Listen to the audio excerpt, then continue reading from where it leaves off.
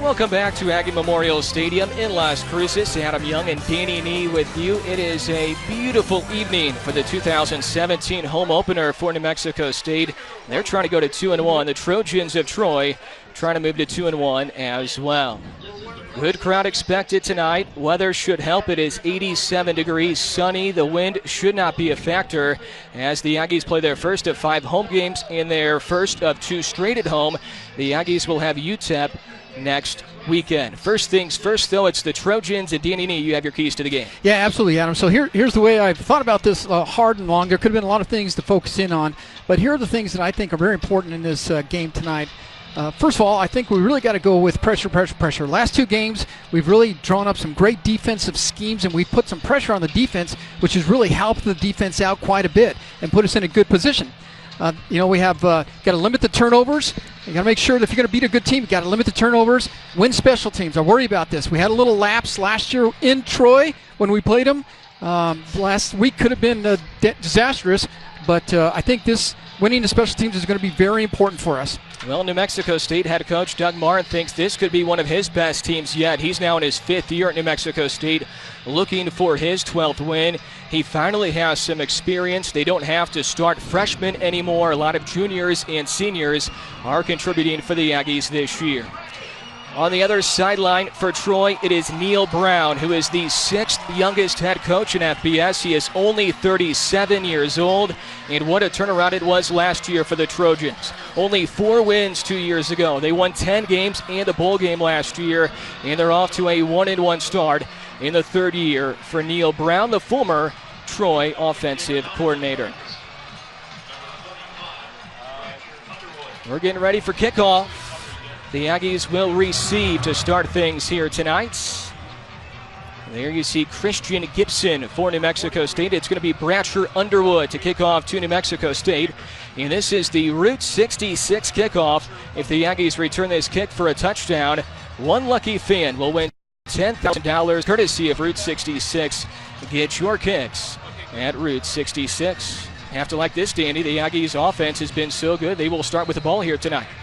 Yeah, I think they've been on a roll, so this is a good way to set the tempo, right? Getting the ball first. So first, let's see if we can do something with the kick if it's not through the end zone. But let's get out there and set the tempo for how this game's going to be laid out. I like being on offense. Bratcher Underwood will boot it away. He's a junior kicker for the Trojans. And it's taken after a stutter out of the end zone. Across the 20, flags flying near the 40-yard line. That was Jonathan Boone on the return for New Mexico State. A lot of flags, though, out there, Danny. Yeah, I think they're going to be calling that one back, which is too bad. That's that little stutter step. It's like, do I stay? Do I go? What do I do? But once you commit, you're out. You have to go. Here's a look at our impact players in offense for the Aggies. Jaleel Scott and Larry Rose III. Jaleel's really improved his draft stock here this season during his redshirt senior campaign.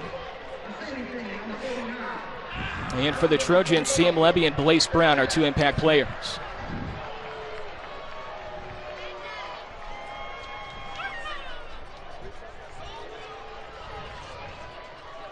So it goes against the Aggies, and they are pinned deep here at their own 6-yard line.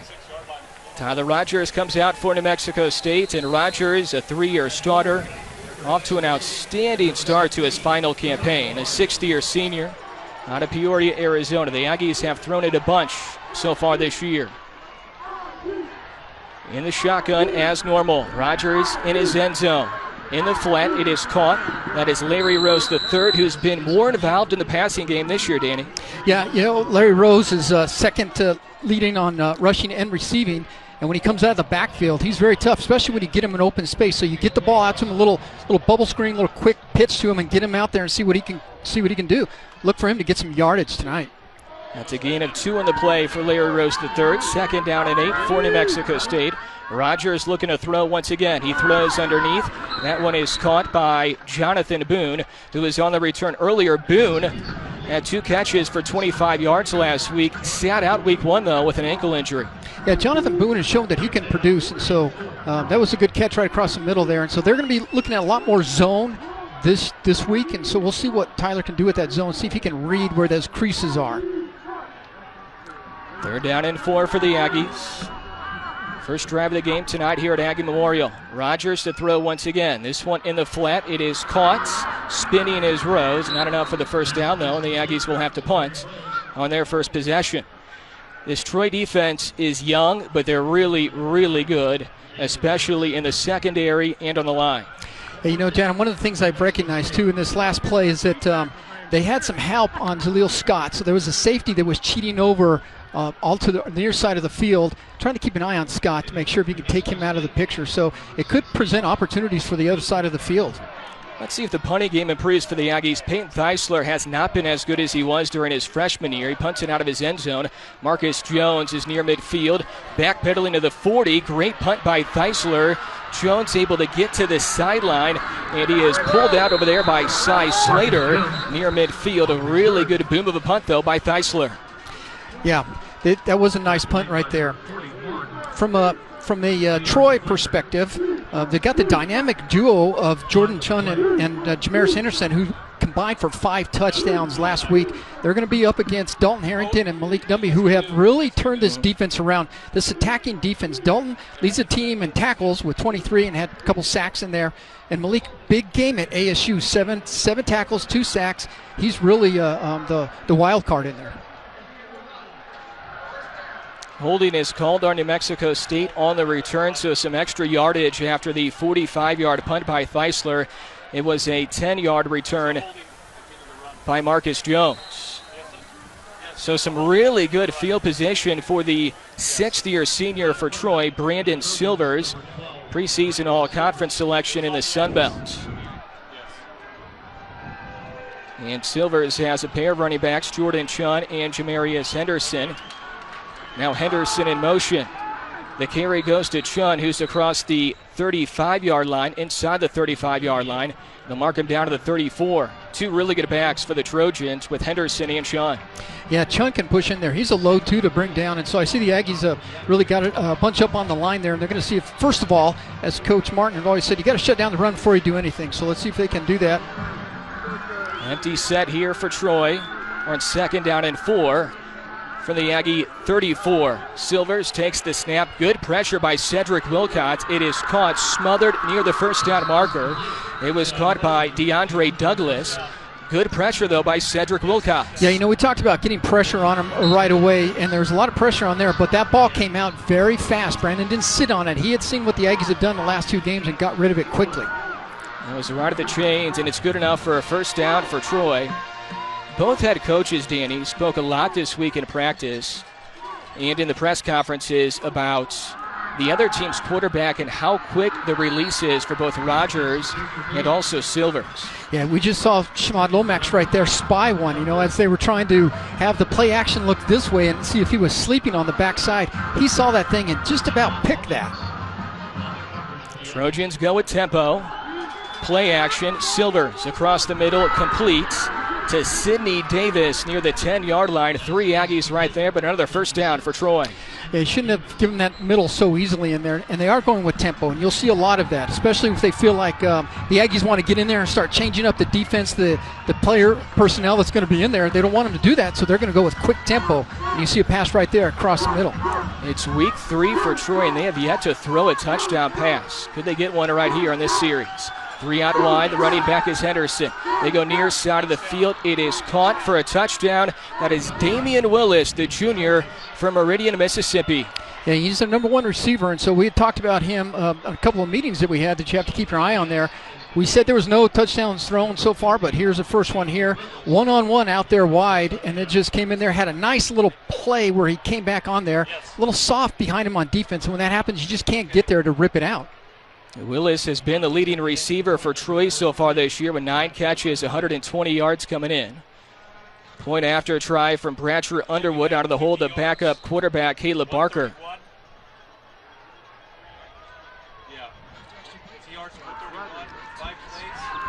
Here's the kick, and it's good.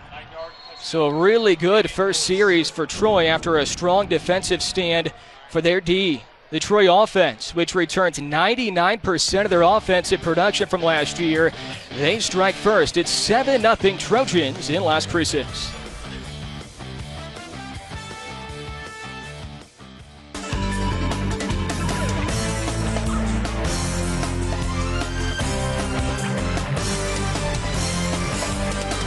Aggie Memorial Stadium. This was last Saturday in Albuquerque. New Mexico State football with their first win against UNM in Albuquerque since 2011.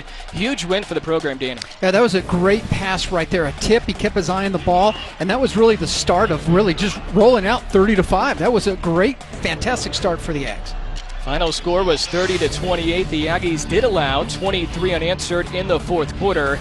They had a 30-5 lead, but they escaped with a win, and that is most important last week in Albuquerque. So it is 7-0 Troy here tonight in Las Cruces in the home opener for the Aggies. A 9-yard touchdown pass from Brandon Silvers to Damian Willis. Jonathan Boone and Isaiah Lottie are back to return this kick from Bratcher Underwood. You know, Adam, that score, if you go back, they started with a short field, and that really hurt them. And the penalties are coming to play in here, so they got to clean up. It's early, lot of football to be had, but, you know, that kind of was short field hurt them. That was the first touchdown pass all year for Brandon Silvers. Boone will not take this one out, so the Aggies will have it at the 25-yard line, and we'll see how the offense fares on this possession. Not a whole lot on the previous series offensively.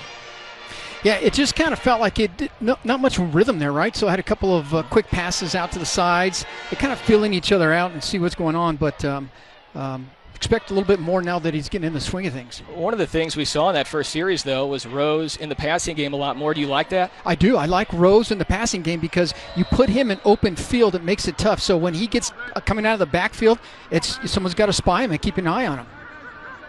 First down and 10 for the Aggies at the 25, and we have a flag, and Troy's saying this one is on the Aggies.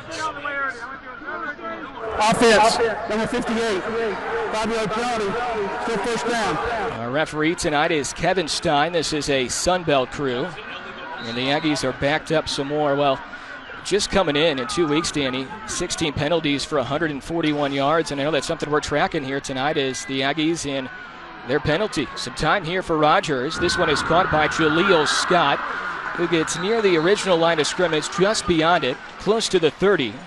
He caught that ball. I thought he was just going to turn at immediate left and get right upfield, which would have been really great. Coming from the bottom of your screen here, coming across there, catches him in zone, sees it wide open, makes a nice catch, and just takes it upfield. Jaleel gets 8. It is 2nd down and 7 for New Mexico State. A pistol look here. Now Rose will motion out. Inside give to Larry Rose, who's always patient. He can squirm around defenders as well. He gets up to the 29-yard line. Saw a little daylight in there trying to break back to his left, and I think there was a backer that was in there just kind of watching and just jumped down on there.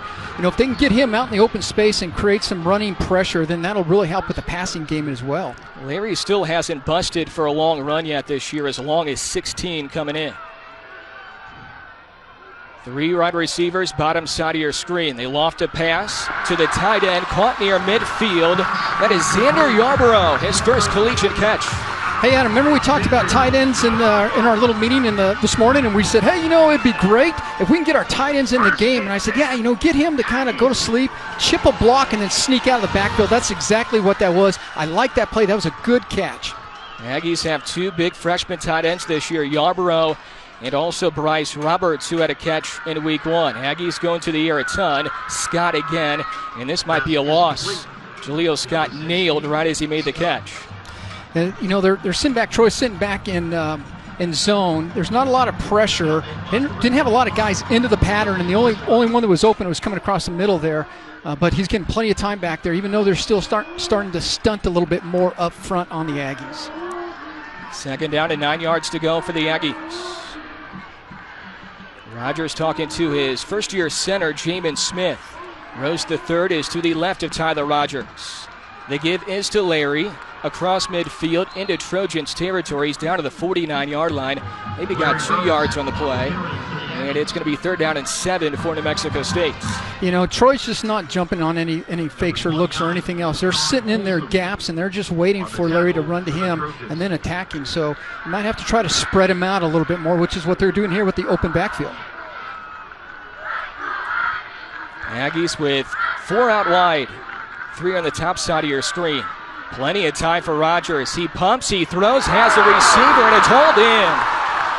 Jaleel Scott, the 6'6" redshirt senior. Yeah, it took a little pop there, but he went up and got that ball. the patience, if you look at the patience that Tyler had in the backfield and the time, so the offensive line, great time. He sits waiting for him to get open, break right there in the middle of your screen. He gets up top, takes a pop. Nice catch, though. Jaleel Scott coming in, 3 touchdown catches, 16 catches for 240 yards. And a lot of NFL draft attention lately as well. Rose the third across the 15-yard line. The Aggies are in the red zone. A long run for LR3. And I like it a great deal. They come with a little stunt, little blitz action. And the thing about blitzing and stunts, if you can sneak past that first level into the second or third, you get a little running room, and that's exactly what Larry was able to do. Tyler Rogers, a perfect 7 of 7 so far for 57 yards. And the Aggies have mixed in the run just enough to keep the Troy defense honest. Rogers underneath again, in and out of the hands, intended for Jonathan Boone, who's been a big target for Rogers in his 2 years in an Aggie uniform. Yeah, I thought he had a couple of guys that open in there, and at the top of the screen, it did also look like if that was Connor Kramer that was coming across there, I think. Maybe not. Maybe it was someone else. But there was 2 people he could have gone to there. So great protection, like the protection they're giving him, where he can be patient. Second down and 10 from the 14-yard line of Troy. That is Christian Gibson in the backfield to the left of Rogers. He's a defensive back turned running back, and he takes the handoff, and he is wrapped up for a loss. On the tackle there for Troy, Marcus Webb, the sophomore from Decatur, Alabama. Yeah, not much happening there. They really stuffed it. They came to the line of scrimmage, and they just packed the line of scrimmage. 7, 8 people. There's just nothing that can happen. And you can see right there, kind of missed a little block right in there, but wasn't a lot happening. The Aggies were trying to give Larry Rose III a breather. He's back in now. Jason Huntley, who is normally the backup, is questionable tonight with an ankle injury. 3rd down and 13 for New Mexico State, trailing by 7. Rogers to throw on 3rd down. It is caught. That was Rose. Just shy of the first down marker, it appears. And he saw where that first down marker is. As you'll see on this replay, even when he took the ball and he got it, coming out of the backfield there, you see him right there. Someone's trailing him. And he knew where that first down marker is. Looks like he slipped just a hair, or he would have had that first down easy.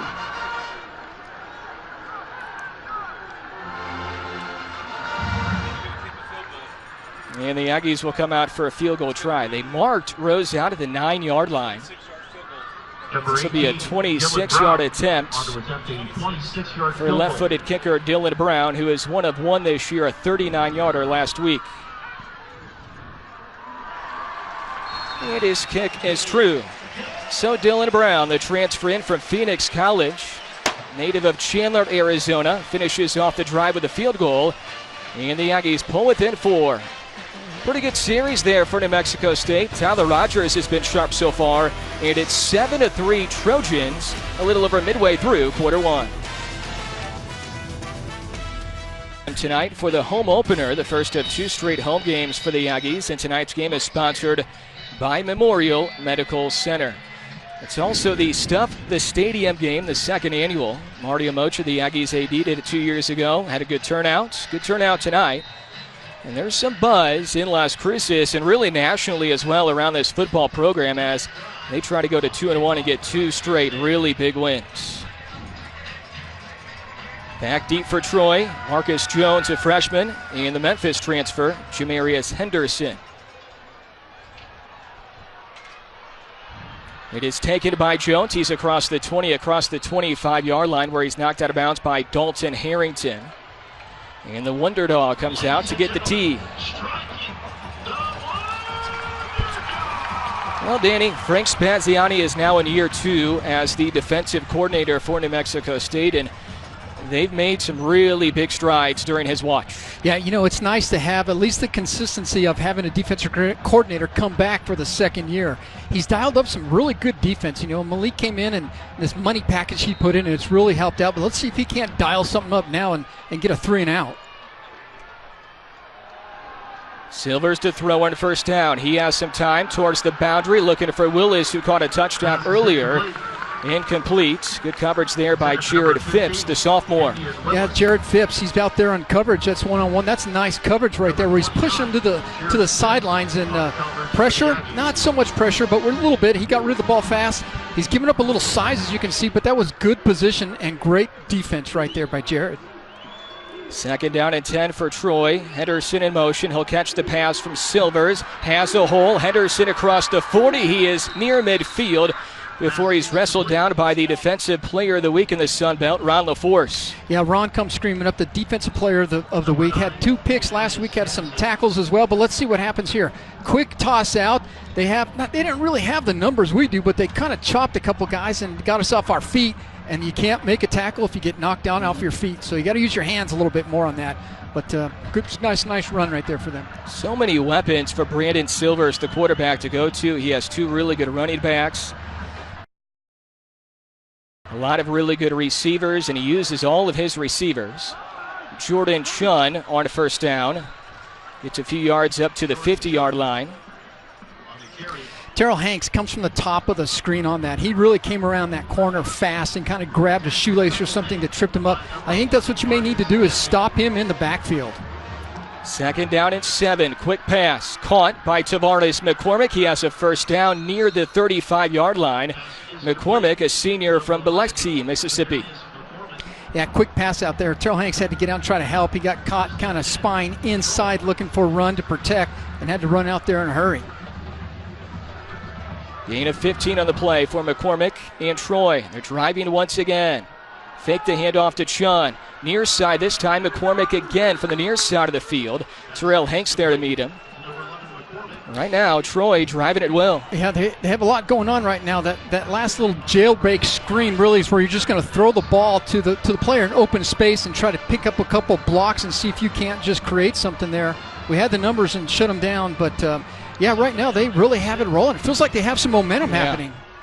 2nd down and 6 from the Aggie 31-yard line. Jamarius Henderson, a spin move, met by a host of Aggie defenders.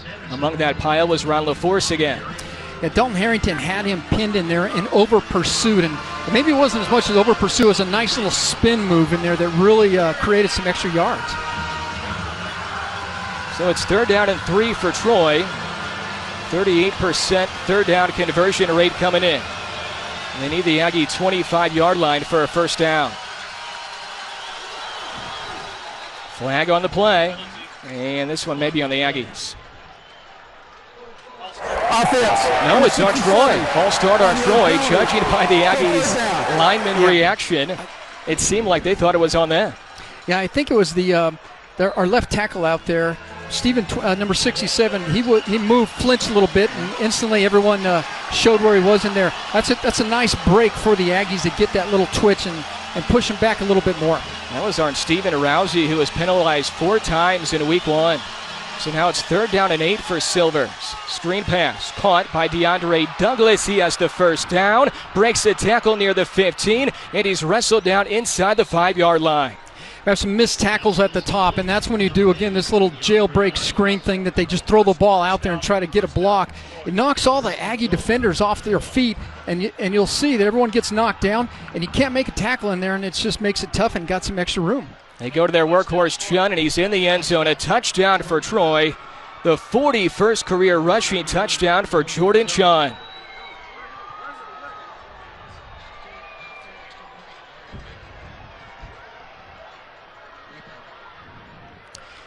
You know, you're just going to push him in there. Chun's a big guy, and they get this little kind of zone read and see what's happening, and found a little crease that he can run into, and he just pushes it in. He's a big guy. You almost got to get him in the backfield. The Sun Belt record is 48, so Chun is now 7 away from tying the record, and the kick is no good. Bratcher Underwood's kick is no good, and we'll see if that plays a factor down the road in tonight's game. Jordan Chun rumbles in from 3 yards away, and the Troy Trojans now lead by 10, 13-3 in the Sun Belt opener for both.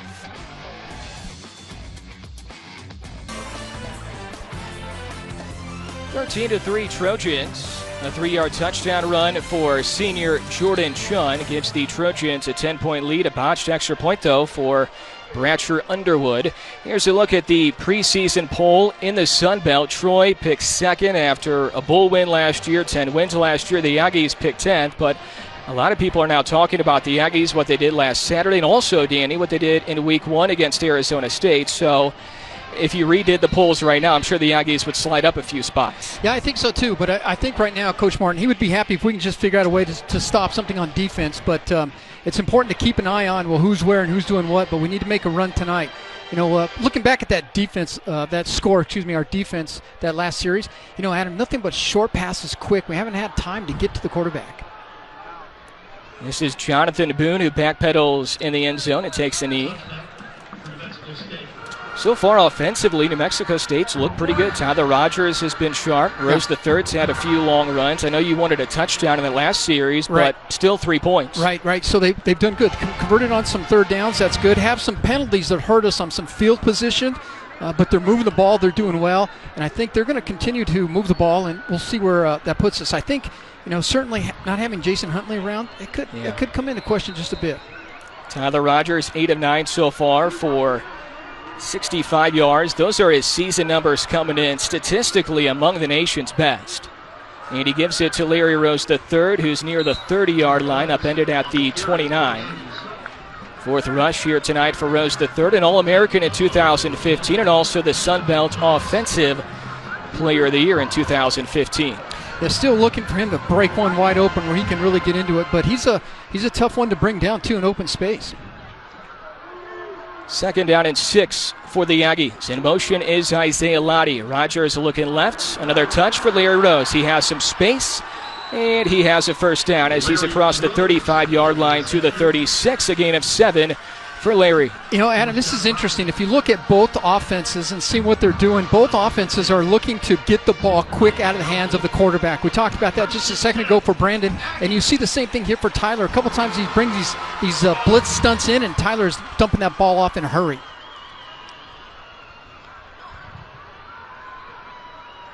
Rogers unloads underneath. Hit as he catches it, Jonathan Boone. It is going to be an incomplete pass. Boone was hammered right as he was about to catch it. Yeah, that's a hard one right there, especially when you don't see him coming. So you just a quick little dump right there, cross. You see him coming across the middle, your left to your right. He doesn't even see the defender and just gets upended. Ouch. 2nd down and 10. Back to the ground. Rose the third trying to get it to the outside, and he can't do so. Ankle tackle for Tron Folsom, the Will linebacker out of Alma, Georgia. Yeah, it looks like Desmond Candelaria was out there trying to get that block to get that corner edge right there, but that was just not being right there. They're keeping a close eye and trying not to make sure that they don't allow him outside.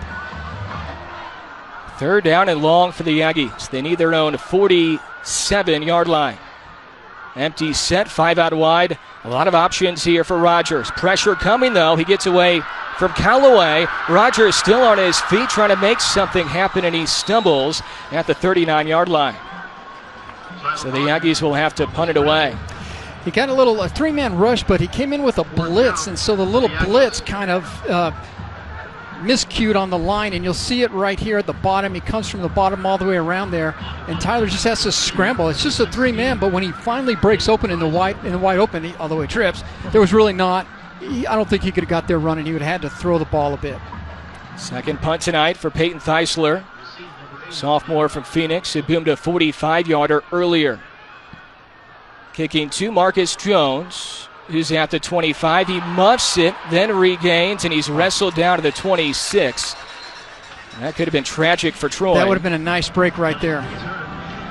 34-yard punt for Theisler, return of 3 for the freshman Marcus Jones. So let's see from a New Mexico State standpoint what Spaziani can do to try to get some help to the outside. So those quick jailbreak screens to the outside where Brandon Silver's not sitting on the ball. It's like 1-2, bam, ball's out of his hands to the receiver. You get one block on the corner, and it kind of sets up some linebacker one-on-one with the ball carrier. 13-3 Troy. Both teams trying to go to 2-1. Here's Josh Anderson, the former fullback on the carry. 5'11", 250, Danny. Good luck trying to tackle him. Man. He did get a rugby push to help with that. That was quite. But again, lots of pressure right there. So again, we had some coming from the bottom. That I like the pressure. I think it's important. Even if you're not getting to him, you still have to keep it on so he doesn't get comfortable back there. No gain there for Josh Anderson. Dalton Harrington's been a mainstay at will linebacker for the Aggies for a few years now, making his 24th career start tonight. Out of the reach of Josh Anderson, who's been involved in the passing game out of the backfield this year. Yeah, good pressure. So again, it's not so much that you're trying to get and you're getting to the quarterback, but you can get in there and disrupt the play. In that case, it was just going to be a quick dump screen, and he jumped up in the air and it caused the miscue. Brandon Silver, 7 of 10 passing, 103 and a touchdown. His first touchdown this year. More than likely passing here on 3rd down and 9. Under 30 seconds left in the first quarter. Big play for the Aggie defense. Silvers in the pocket, throws, caught. DeAndre Douglas, a first down across the 40. And getting that zone, and he got just a little bit of time in there to sit, and he found a crease, and it just right next to Terrell Hanks, and he just couldn't get there to make that play. Brandon Silvers has been really, really good so far, and he's using a bunch of targets. Damian Willis earlier. We've seen Tavares McCormick now. DeAndre Douglas. And that'll be the end of the first quarter. Aggie defense trying to stop Troy on 3rd down. A couple of conversions for the Trojans so far tonight. And the Trojans will have 1st down and 10 on the other side of this break. Adam Young and Danny Nee back with you in Las Cruces at Aggie Memorial Stadium. Home opener for New Mexico State tonight. It's also the Sun Belt opener for the Aggies and the Trojans. 13-3 Troy at the end of one quarter, and so far Troy offensively has been really good, Danny. The Aggies have been fine offensively for the most part, but the defense having some issues struggling to stop the Trojans. Yeah, I think early on, we briefly touched on it, that it was just trying to get the ball out quickly to the receivers on these jailbreak screens. It's really, that's where most of their yardage is coming from, these passing yards. As you can see, Troy at 117, we're at 73. That's where the majority of those yardage come from. 2 in the backfield again for the Trojans. They've used 3 different running backs so far. Brandon Silvers has been sharp, really spreading around the wealth as well. Silvers back to throw. Flushed out. Nearly intercepted. Dalton Harrington, who's been a ball hawk his entire career, was right there. He saw that coming all the way, and he just couldn't get there fast enough. Had a good break. In this case, a little screen. So we had lots of pressure, but that was the idea. Let him in for the pressure, and we'll just dump it off. Dalton just saw that thing and blew it up before it could really even form to get anywhere. And so that's a nice play for him.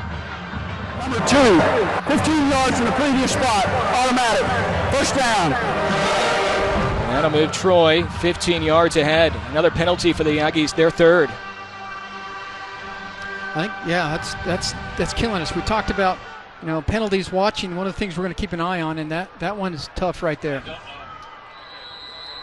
15-yard penalty, so the Trojans in Aggie territory. Silvers on 1st down to Anderson.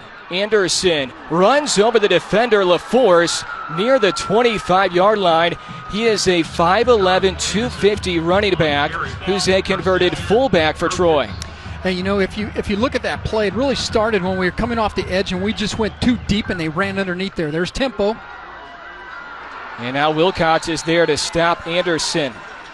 Yeah, Cedric last week that came in and got some playing time, he had a couple of plays last week that just picked up that offensive lineman and moved him back 5 yards. And we need a little bit of that right now to create some confusion in the backfield that could help.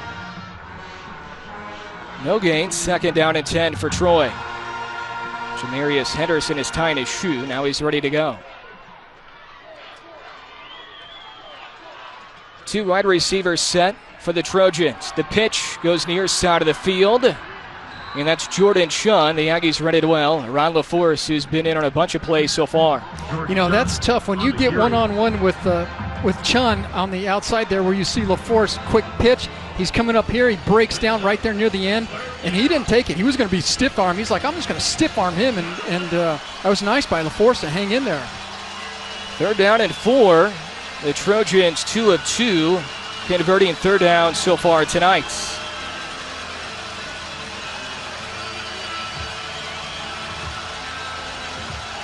They need the 17-yard line. Silver's using his legs to get the 1st down. You don't see that much. Late flag comes in. Yeah, you don't.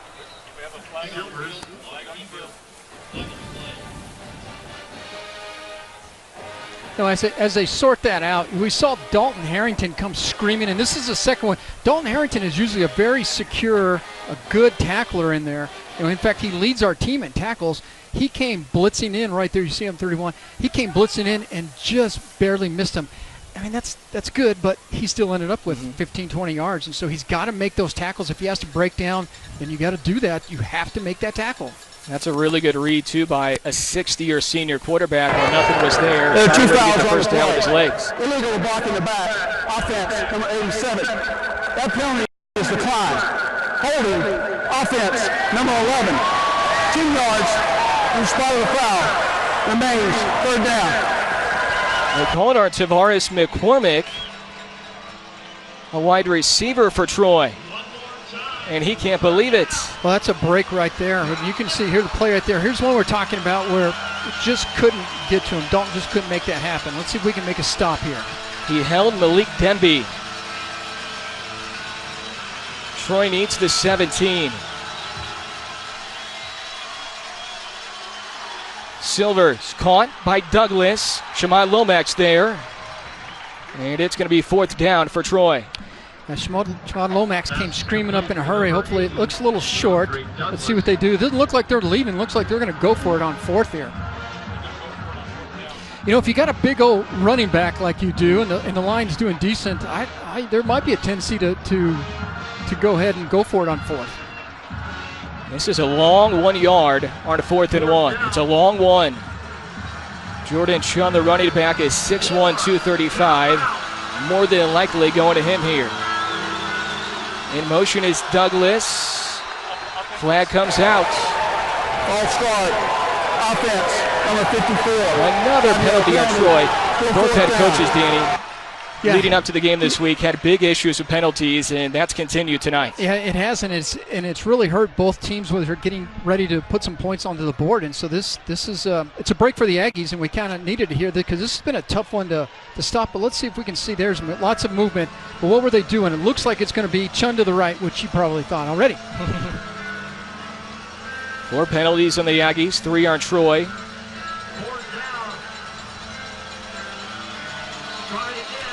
Yeah, it was interesting when they were staying out there and they were still going for it. It's like, really? Maybe they were just in that zone, that dead zone. And now a timeout is called by the Trojans and their head coach, Neil Brown, who's one of the youngest head coaches in the country. He's only 37 years old. He is the 6th youngest head coach at FBS. Spent some time at Troy as their offensive coordinator. He was also at Texas Tech and Kentucky. That's one of the things about tonight, Danny, is we have 2 really brilliant offensive-minded head coaches with Doug Martin for the Aggies and Neil Brown for Troy. Yeah, and both coaches were kind of, saying nice things about the other, which they always do anyway, but there was a lot of respect for Neil Brown and the things that he's been able to do, and Coach Martin knew that this is a very good coach team. Had a big season last year, 10 wins, right? So this was going to be a tough battle without a doubt. Besides, they have some very good talent on that Troy team. New Mexico State has really struggled against Troy in the recent years. Last year, Troy beat the Aggies 52-6. 2 years ago was homecoming, a 52-7 Troy win. Last Aggie win against the Trojans was in 2004. On a 4th down, it is incomplete, intended for Douglas. A flag comes in, though. That's tough. Let's see if we can get a look at that, but clearly it was going to be out of bounds. I don't know if it's catchable or not, but clearly they thought it was, and I think they had contact beforehand.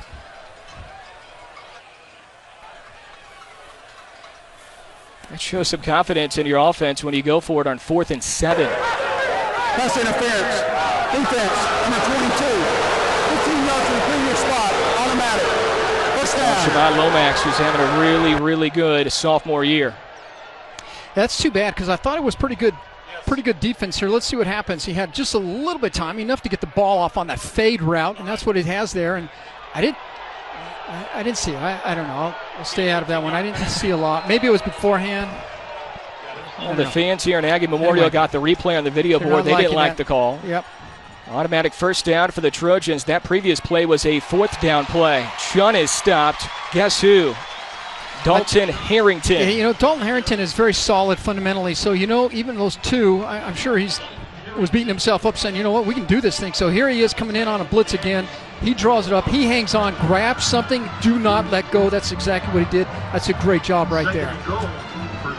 Second and goal for the Trojans. Silvers. Slant route caught. Trying to escape defenders. Pass is complete to Emmanuel Thompson. Emmanuel Thompson there on the reception for Troy. So another big third down for the Trojans, and the Aggies will try to get a stop here. Third down and goal. Third and goal on the 11 of New Mexico State.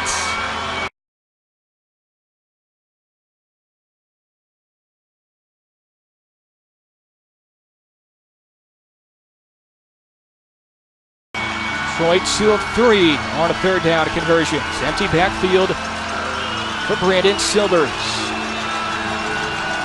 Now he does have a running back. That's Jordan Chun. Silvers takes the snap. Fade route towards the back corner. Incomplete. Intended for Damian Willis, who caught a touchdown pass earlier. Yeah, that's nice defense right there by Marcus Owens out on that coverage. You got one-on-one. Try to put a little pressure on him. He had to throw that fade deep in there. You see Owens at the top of the screen there. Brandon still getting rid of the ball quickly, and he was just on him right there. And tough to make that. That's a nice break right there for the Aggies. So now the Aggies trying to hold Troy to a field goal. Bratcher Underwood from 28 yards away. Out of the hold of Caleb Barker. And he hit it off the upright. He missed an extra point earlier, and he misses the field goal here. Wow. I'm shocked just a bit. But here's the thing: you can celebrate, be happy right now. But now you got 10:40 left in this quarter. You got to get something going on offense because you just got a break. But let's see what happened right there. It looked like a good snap, a good hold. Looks like he just kind of hooked it square into the goalpost. New punter, new field goal kicker this year for Troy. First Troy drive with no points in this game. Now some momentum is shifted towards the Aggies here, Danny. Yeah, you got to do something with it. You got to get him now and take it down there. Tyler Rogers efficient so far, 9 of 11 for 73 yards. Our official is Clock operator, please reset the game clock to 10:35. The clock did not run during the play. 10:35 on the game clock. We need to reset the game clock here, I believe, to 10:35. Yep. So from 10:40 to 10:35. Aggies have it at the 20-yard line. Rogers rolling left, looking deep. It is caught. Anthony Muse had a hit. He hung on to the 39-yard line. A gain of 29 for Muse. I thought when he came, he rolled out. So Tyler, good pass lock, good coverage, but lots of time on Tyler. They're going to a little tempo right now. But Muse, he saw the guy coming. That was a great way to hold on to that ball. Anthony Muse is one of many targets for Rogers. 7 receivers have 6 or more receptions this year. Here's Rose turning the corner on first down. Rose across the 45-yard line near midfield. They'll mark him down at the 47-yard line. See how Larry is towards the end of this game. It doesn't seem like he's going to get many breathers here tonight if Jason Huntley isn't available. Right, so especially if you're going to go tempo, and I think you're going to, and I think that's good because it really plays into their hand, especially when you got some momentum happening, right? You do want to go tempo. Second down and 1 yard to go for the Aggies. Right back to Rose, and he is smothered. Barron pulled his second right there for Troy. Yeah, it was That was just defensive line just killed us on our line and just was able to be standing in the backfield. That's too bad. Chris Weatherspoon also in on the tackle.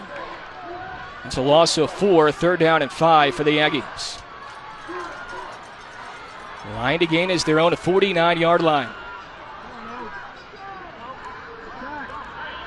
Rogers unloads, going high to get it is Hogan, then he lost it. Man. What a catch that would have been for the redshirt senior out of Houston, Greg Hogan. Yeah, Greg Hogan really went up their head. Nice jumps on that thing, and he just couldn't pull it down in there. That was a tough pass too, right? So he had to throw it right, just drop it in there perfectly. He got up, and, man, that's tough. He bobbled up high, then he almost regained it seemed like. Another punt here for Peyton Theisler, his 3rd tonight.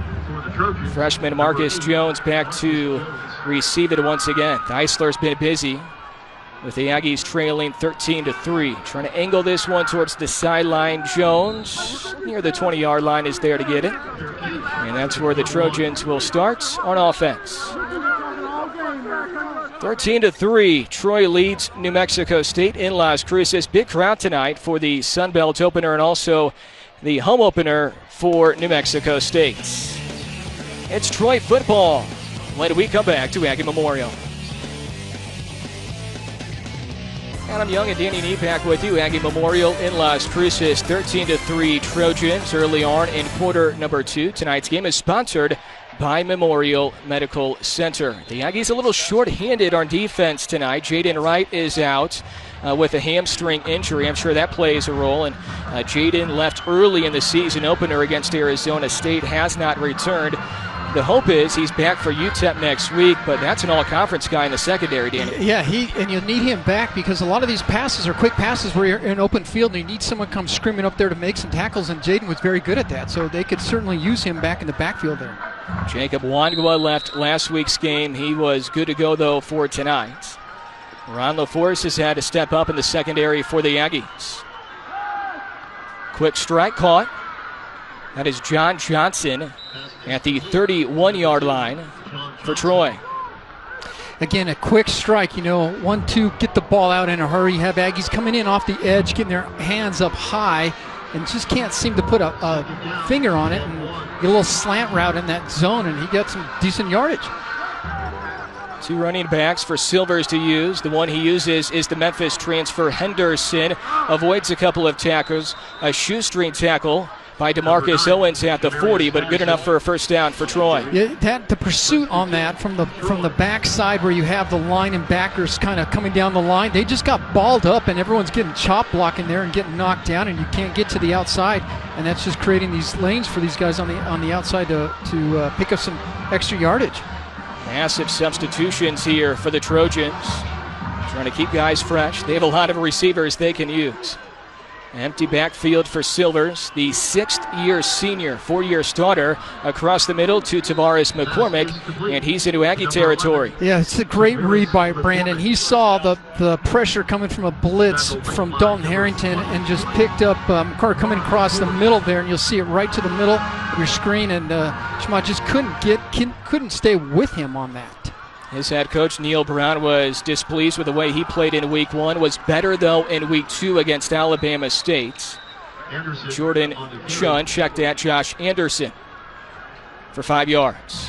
They're still getting that edge. Somehow I'd like to figure out a way for the Aggies to get up there and create the stop by setting that edge. I think Dalton felt like he got held a little bit. He was trying to tell the official. Nothing will call, though.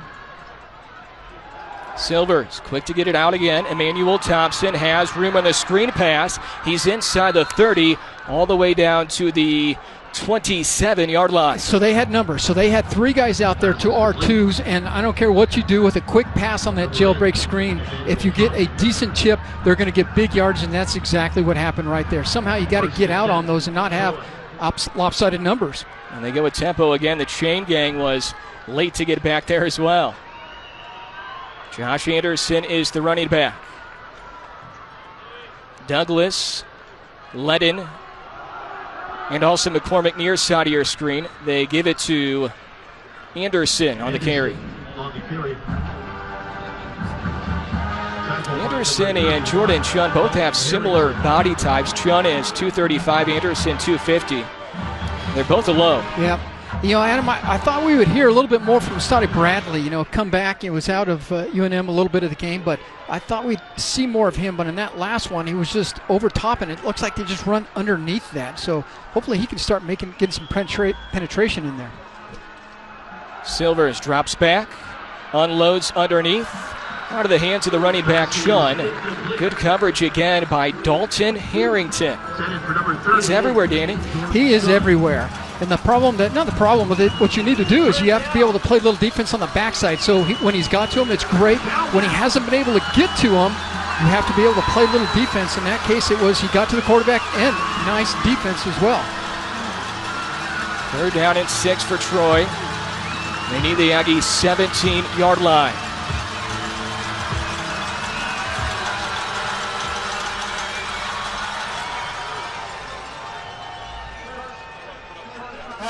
And a timeout is called by New Mexico State, so Doug Martin wants to talk things over, and I'm sure Frank Staziani wants to as well with his defense. You know, so far, Adam, I think the biggest play that I've seen Troy come out with that we haven't really found an answer to from New Mexico State standpoint is that jailbreak screen. And what that is you end up with, you know, numbers of receivers split very wide, 2 or 3, and you end up with 1 or 2 defenders, and you just get the ball and you quickly throw it so there's no chance to get to the quarterback. And then when you on the receiving side, you get a runner in open space, you pick up 1 block, and it's really been the difference. That play has really served them as a leading pass reception.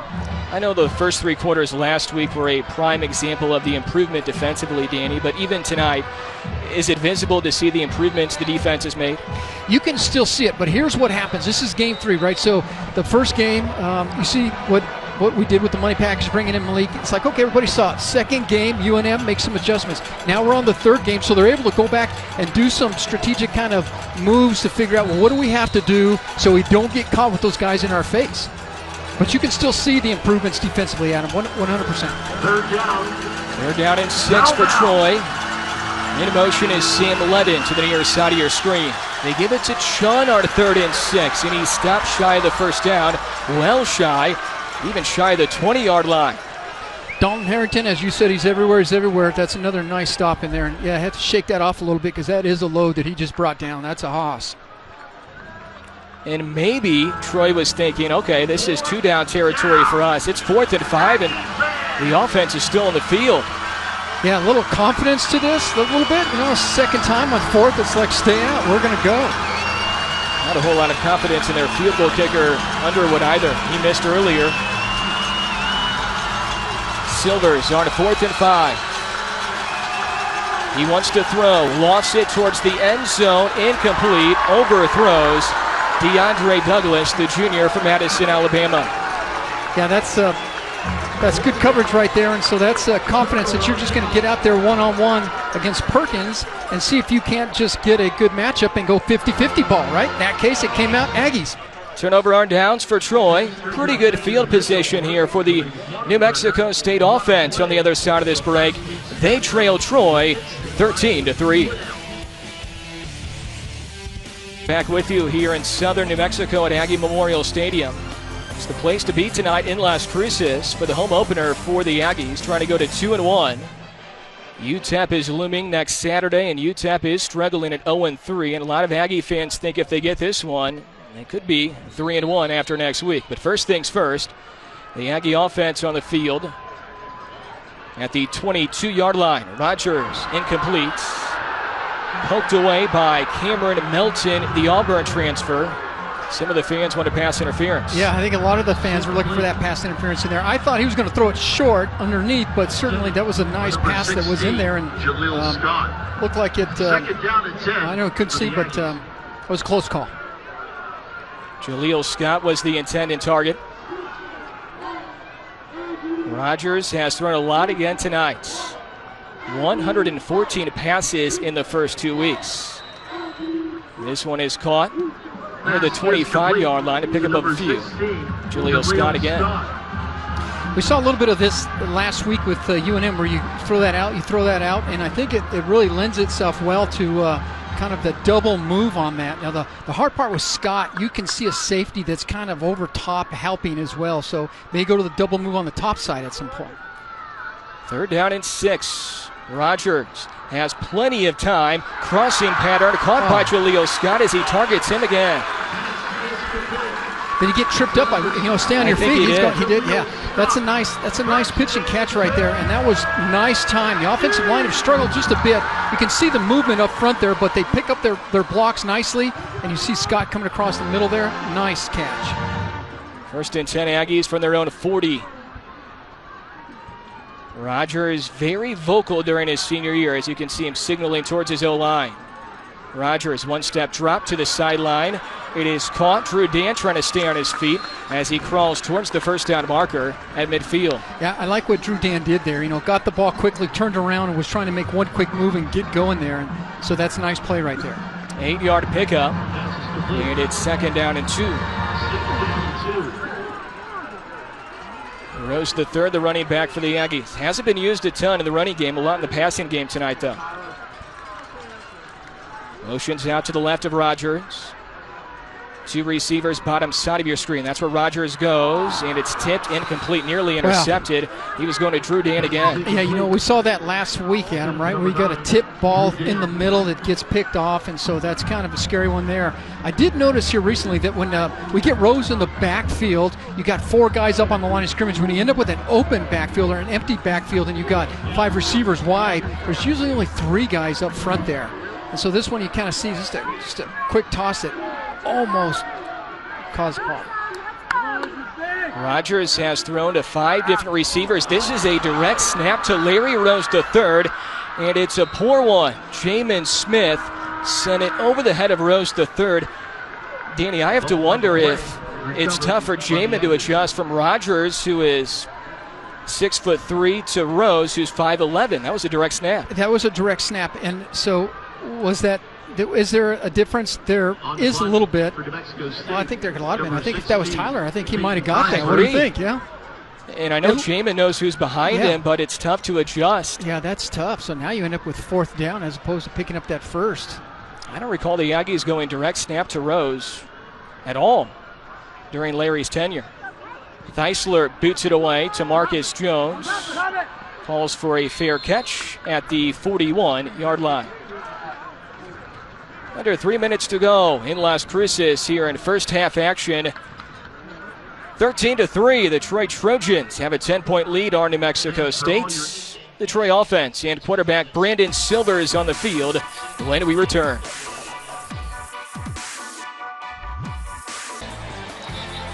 There's a beautiful look at A Mountain here at New Mexico State University in Las Cruces. Adam Young alongside former Aggie Danny Nee. Trojans by 10 late in the first half.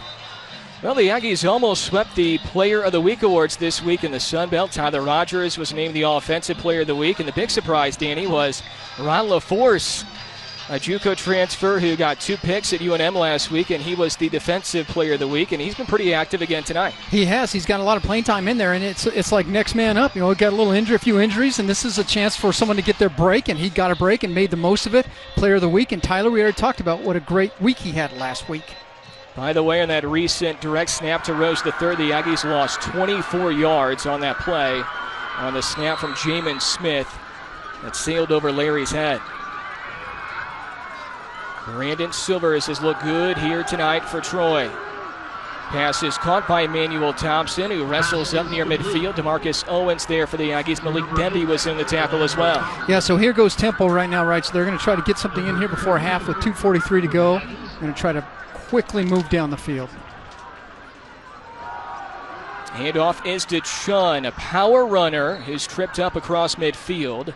Also has some speed, though. Jordan Chun's been a mainstay at Troy for a number of years now. Preseason all-conference selection in the Sun Belt. Enough for a first down for Troy into Aggie territory. I think this is where you can get, it'd be nice to get a little turnover. I don't know if they're going to come out throwing much, but certainly this would help a great deal. From the Aggie 48-yard line. Fake the handoff. The Aggies read it. A couple of missed tackles, and then they smother Silvers. Harrington was there after your guy, Stody Bradley, overran it. There he is. Harrington came. Yep. Yep, a little pressure. Got to keep that pressure on there. I know it's tough, and they're trying to get the ball out of there. And so you can see we have lots of Aggies in there. There's a first one there and 2 others to join. I think that was Stoddy at first, who was all over that.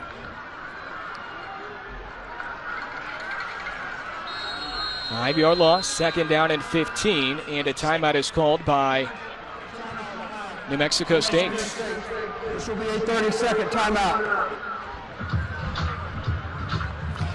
Yeah, you know, Adam, not to go back and relive the last series on offense, but, you know, for the Aggies, you come out and you go open backfield. We have receivers everywhere, move down the field, and all of a sudden they come back with the last one and kind of snap it over Rose. This is the last play that you saw. Lots of pressure on Brandon.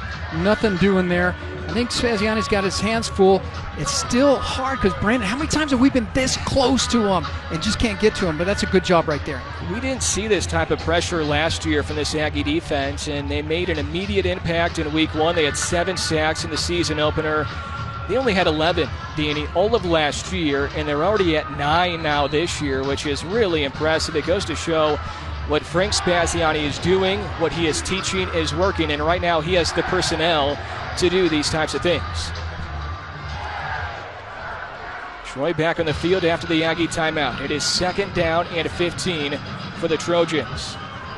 Silvers, 14 of 21 through the air. Completes another pass. This one to his running back, Jordan Chun. Chun is up to the 46-yard line. You know, Lomax had a nice tackle out there. You get Chun in open field, and you can kind of see the size of him right there. Those Lomax. He broke down, made a nice tackle on there. We want to make sure we make some noise. 3rd down and 8. Hey, how's it going, man? Can you hear me? Cool. Yes, sir, I can hear you loud and clear. All right, perfect. So we're all set to go for Coach. Thanks. Silvers stepping up. Now he has to run. He'll toss near the line of scrimmage. It is complete to Thompson, and it's a 1st down for Troy. You know, when you get in the situations where you got a scrambling quarterback, here we go with tempo. It's hard to stay with someone for that long.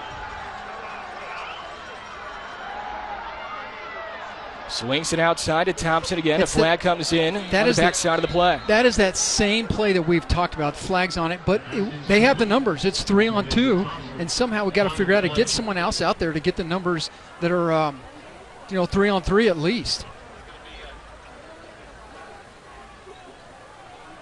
Our referee tonight is Kevin Stein with his Sunbelt crew.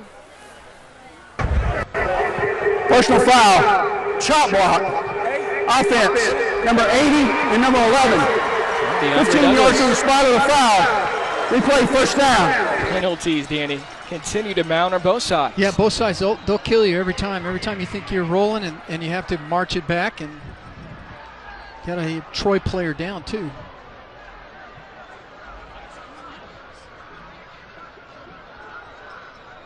So look at that last play one more time. Again, this is this quick jailbreak screen where you're just going to throw it. You can see the numbers right there. 3-on-2 we talked about.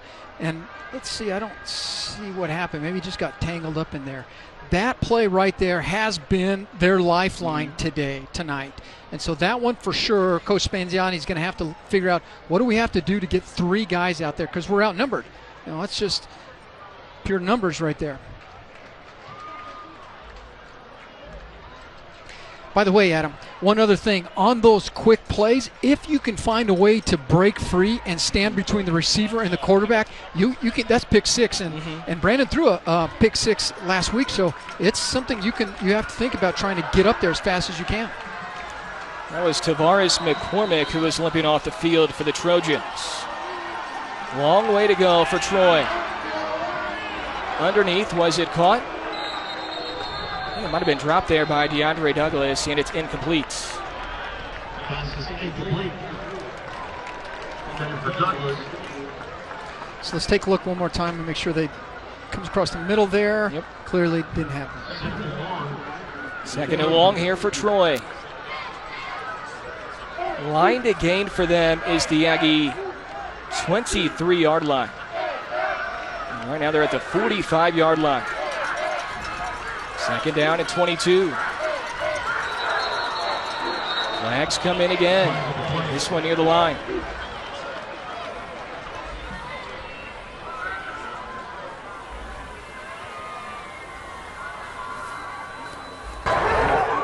False start.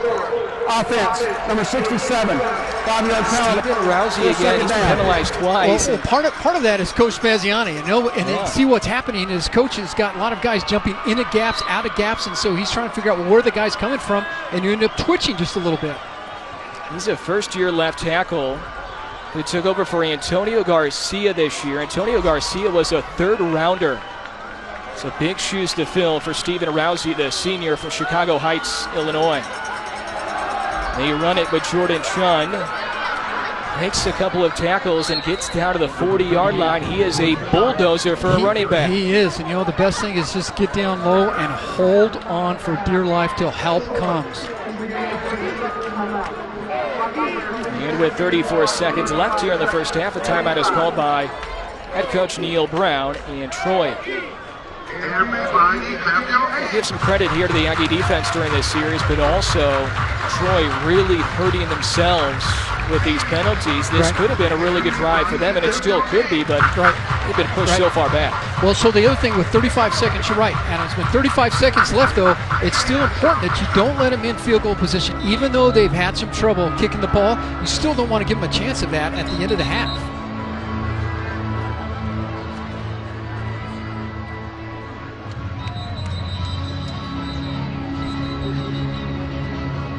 13-3 Troy. Early touchdown for Damian Willis on a 9-yard touchdown pass from Brandon Silvers. 3-yard touchdown run later on for Jordan Chun. Missed extra point. The Aggies have a field goal of 26 yards from Dylan Brown. Third down and long for Troy. And we have more movement, and the way the Aggies are signaling is it's on Troy again. 5-yard penalty.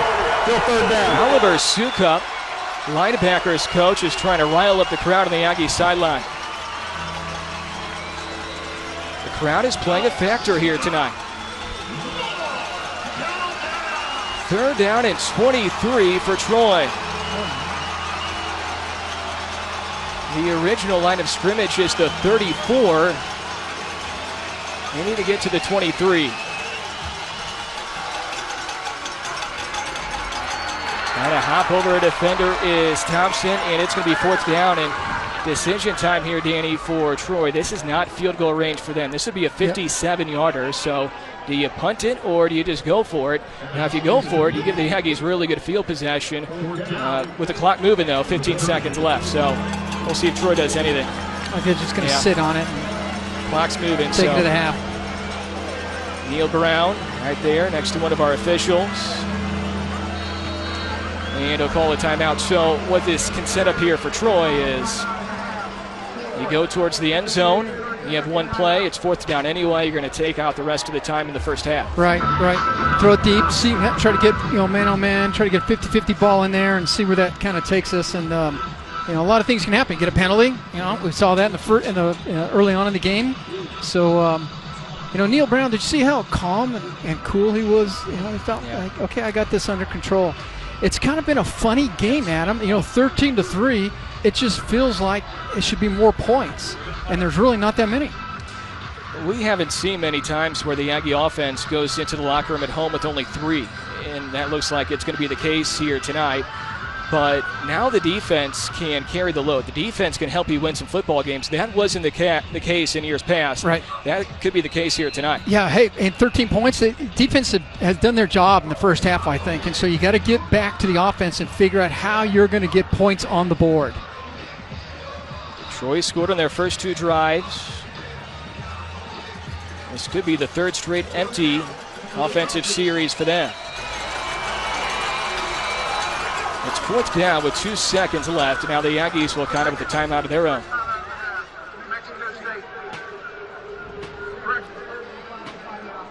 You want to make sure you avoid a nightmare right here and don't let Troy get in the end zone as time expires. Yeah, and you can't do anything. We can't take the timeouts home. You might as well use them up right now, right? Yeah. And you certainly don't want a disaster with 0.2 seconds left on the clock, or 2 seconds. Brandon Silver certainly has the arm to put some air under it towards the end zone.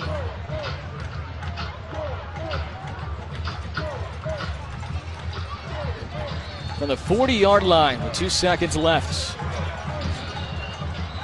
Here's a look at Vic Koenig on the sidelines, the Troy defensive coordinator. Silvers drops back, pressure coming, escapes, fires towards the end zone, and it is batted away. Good coverage back there by the Aggies. Shimon Lomax was out there, so was DeMarcus Owens, and I think Ron LaForce got his hand on it as well. Almost a disaster by tipping that ball up. When you get back there, the object is you knock that thing down and not let it get up in the air. But hey, they're out of it. They're done. So a good start to the evening for the Troy offense. They score in their first 2 possessions. They do miss an extra point, though. And the Aggie defense stands tall the remaining minutes of the first half. And the Aggie offense has had some good series, but only 3 points to show on a Dylan Brown field goal in the first quarter. So our halftime score is 13-3. New Mexico State trails on their home turf to the Troy Trojans. Aggie head coach Doug Martin is strapping on the headset. Coach, can you hear us down there? Yeah, I got you guys. Coach, your thoughts on your defense to finish off that half? Well, we're playing really well defensively. We just got to get a few more stops on third down, but can't complain at all. They're playing hard. Hey, Coach, Danny Nee here. That offense, you got 3 points there. A lot of things going on. Anything to look towards in the second half? Well, we're hurting ourselves more than anything with penalties, and we're not getting some calls that we should get. People tackling Jaleel before the ball gets there, but we have to overcome that stuff. The way it's going to be all year, and we're going to come out, we'll get 30 points in the second half. All right, Coach, good luck in half 2. How about that? Doug Martin says we're coming out and getting 30 in half 2. Stay tuned. Don't go anywhere. Halftime activities coming your way next from Las Cruces, New Mexico. Snap over Rose's head. But, it's interesting that the passing yards, 118. I think he's completed, he's found 4 receivers last week. He'd already found 10. So it's a little difficult getting running here, but you heard Coach. You're going to put some points up second half. Doug Martin said 30. That's what he predicted, so we'll see if his prediction holds true in the second half. Here's where we thought pressure. We're seeing it. Limit the turnovers. No turnovers, good stuff. Special teams. It's kind of a push right now, so they're hanging in there, and I think this score shows that they're hanging in there. Dylan Brown will kick it off to Jamarius Henderson and Marcus Jones back deep for the Trojans. Their return game has been really good the last couple of years. It's a low kick for Brown, returnable for Marcus Jones near the 10-yard line. So Jones will spin across the 30. He's at the 35-yard line. Really good field possession for the Troy Trojans. Yeah, I was a little worried about the returns, and I think he's Troy's return guy can really put some yardage in there. So just to bring him down, that's good stuff. Do you feel like the Aggies have done an admirable job against the run so far tonight? I think they have. I think Chun he's a load, man. He's a hoss, so they've been able to kind of bring him down there. And I think the biggest thing the Aggies have fought with or really had to try to close down is this little jailbreak quick screen that they've just gone to time and time again. It's Chun, the running back, with Brandon Silvers. Silvers, screen pass, caught, and then dropped, pounced on by Sam Letton just in case. So some of the adjustments that you see now, you see Terrell Hanks all the way out there on that. So last time you had a corner out there and they're trying to get a block on the corner, which they're able to do. In this case, you have Hanks come blitzing in there, a little harder guy to get a block on, and of course they didn't, and then almost got a turnover right there. That was Terrence Dunlap, the intended receiver, and Dunlap is usually a cornerback for the Trojans. Player down for the Aggies, that is Roy Lopez, the defensive tackle from Tempe. Roy Lopez, we haven't talked much about him, but the first 2 games, he has been a force to reckon with up front there. He's plugging holes, he's holding his gaps. No one's pushing him around. He's holding his own, doing quite well. So to see him down, that's going to be a tough one for the Ags. In the depth at D-tackle was hurt earlier this week when Calvin Allen left the program, so the Aggies a little short in depth. And we'll see if Lopez is going to be okay. That's always been a big issue, and Doug Martin has talked about it a lot, is usually the Aggies have issues at depth, especially on defense, with the line and the linebacker core, trying to find guys that can plug holes when guys get injured. Well, we sure hope we can get him back, as he's tough up there. He's one of the guys that can hold the gap for sure. Second down and 10 for Troy.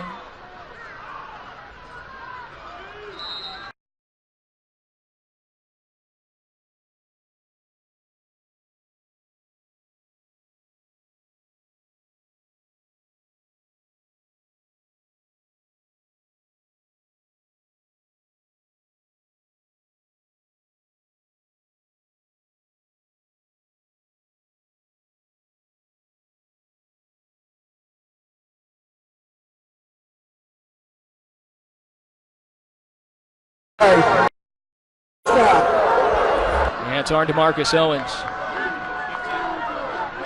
That's tough, Danny, because you're trying to make a tackle, you're trying to get him out of bounds, and sometimes you do a little too much. Yeah, you get a lot of adrenaline when you're kind of screaming in there, but somehow you have to harness that because now you give themselves, put them in good field position.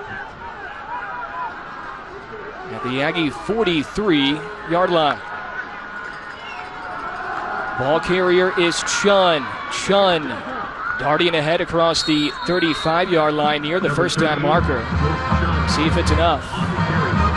It is. First down for Troy. So this is a similar start to the first drive of the game for Troy when they went down the field and got a 9-yard touchdown pass from Silvers to Willis. Aided also by a penalty here. Chun maneuvering around defenders. Rumbles up to the 26-yard line. Gets 4 yards on the play. Malik Demby makes the stop for the Aggies. Yeah, you know that line for the Troy offensive line, they're really getting their way there. They're getting a little push on a defensive line. Right back to Chun. Why not? Javon Ferguson right there. Terrell Hanks right there as well for the Aggies. That'll be shy of the first down, maybe a yard shy here for the Trojans. It's going to be 3rd and 1. And I'd expect them to go back to the big running back.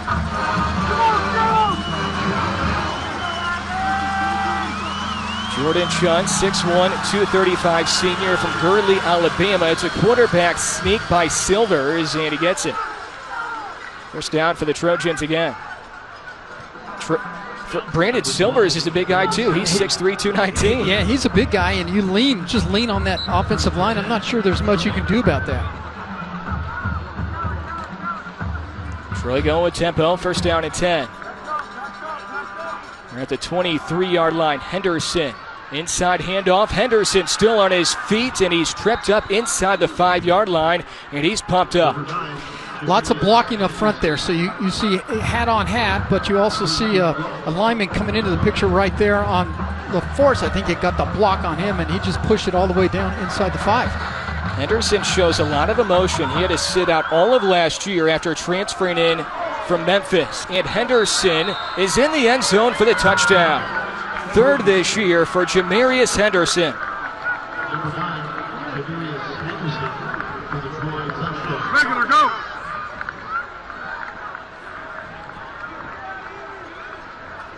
Right back to the ground, Danny. Right back to the ground. When you own the offensive line, that's what you do. You just say, hey, diddle, we're just going to run it right up the middle. What do you do about it? In this case, it wasn't much. He just ran over everyone. Brancher Underwood missed a point after earlier. This to make it a 17-point lead for Troy. And he's good on this one. So Jamarius Henderson now has 3 touchdowns in the previous 2 weeks. He had 2 scores last week against Alabama State. And I know Frank Spaziani and Doug Martin were hoping the defense would come out and knock them in the mouth, and not the start they wanted. They had some schemes, and it's hard to say that the schemes aren't working, but here's the problem. The problem is you get that late hit penalty, and it kind of ruins your stance right there. Then you get into bad field position, and they end up just, kind of nickel and diming you all the way into the end zone. So it's those penalties, again, that just come back to haunt you. Crowd a little silent right now. They need a jump start here from the Aggie offense. 20-3 Troy. Got to find a way to answer, Adam. You got to get points back on the board here, and so you got to get your offense in the mix here. Try to get 7 out of this and dial up a good defensive stance. I think we expected Troy to put up some offense, but we certainly did not expect the Aggies to only have 3 points early on in the 3rd quarter. If you heard Doug Martin right before halftime, he said, we're going to score 30 in half 2. That's what the Aggies are hoping for. There's the kick from Underwood.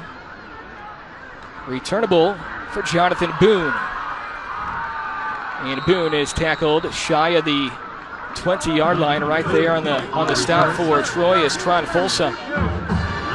So here comes Rogers and crew. And we like what they've done through the air so far, Danny, but the running game really hasn't been there with Larry Rose III. 7 carries, 20 yards. Yeah, I think they just can't get any rhythm. The best thing they've had so far is when they just go empty backfield, all receivers, and just throw the ball.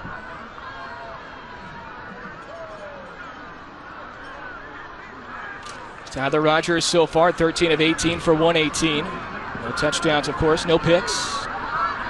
Rogers going deep, incomplete. Out of the reach of Jonathan Boone. Yeah, he's waiting for Jonathan Boone. Lots of protection back there, and he's waiting for him to come across the middle and break free, and it just couldn't put his mitts on that. Just a little too far. Aggies have thrown the ball a lot again today, but that's been the case all 3 weeks. Rose the third trying to find a hole. Wrapped up by freshman Justin Wisenhunt. Third down for New Mexico State. Got to find a way to get Rose in there, either offense, either running the ball or throwing it, but somehow get him running. There's Corey Martin, the wide receivers coach. Coach is a really good bunch of Aggies this year. A deep core. Connor Kramer in motion. Rogers back to pass on third down, complete. Connor Kramer, the quarterback turned wide receiver. Big game. Connor Kramer had a phenomenal catch at ASU. I'd like to see him more on the field because he's a big guy. He can make some great catch. Across the middle, wide open, dumps it quick. He sees that, turns it right upfield, and that's good yardage right there after catch. First down and 10 for the Aggies at their own 45-yard line. Deep again, and this one is thrown behind Jaleel Scott, who's been a main target for Rogers tonight. No, that's the first time I saw a pass thrown at him where I wasn't sure if it was going to the underneath route that was kind of doing a deep in or if it was the post on the backside on top. So it was kind of like right in the middle there. I'm not sure where he was going with that.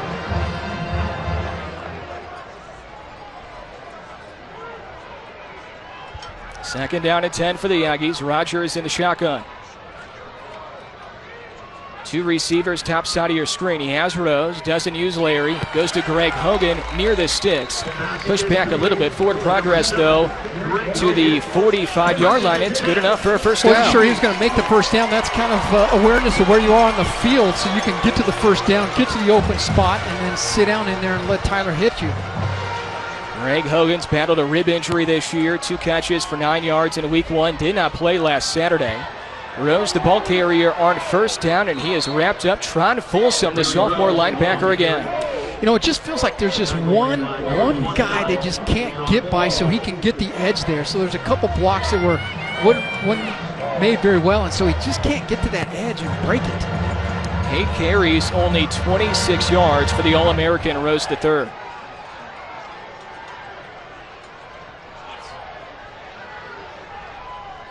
Three receivers top side of your screen for the Aggies. 1 receiver near Scott is Jaleel Scott. Pressure coming. Rogers escapes it. Rolls out to his right, and he whistles it out of bounds. Baron Poole, the second, was coming on the front side as well. Yeah, that makes it tough on third, but hey, live to fight another day. There was nothing happening there. Receivers covered, kind of a mixed skew, got a late start of the play, and he threw away the ball, which is the right thing to do there. So now you can at least come back and have a shot at third.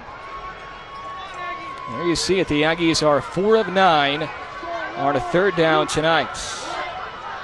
They were 17 of 36, 47% coming into action tonight. Third down and 11. The Aggies need the 35-yard line. Rogers airs it out, has a man. It is tipped, then it's caught in the end zone. Isaiah Lottie. That is the magical tip-catching receiver, right? That is a nice play right there. You know, looking up here at him, I think we saw the whole time that he was gonna rear back and give that thing everything he could. Crow hop into that and give it everything. I didn't think he could get it over the top. So here it is right here. He's gonna scramble a little bit, getting pressure from the top, nothing. Squares and just hunks that ball downfield. And tip drill. Hang on. Touchdown. That was Andre Flakes who tipped it. And then Lottie hauls it in. Another botched extra point for the Aggies, and I think it was a poor snap again. That is 3 straight weeks with a botched extra points. But nonetheless, the Aggies get 6. Isaiah Lottie, just his 4th catch of the year, but it's his 3rd touchdown catch of the year. And look at this one. The Aggies catch a break. They're within 11.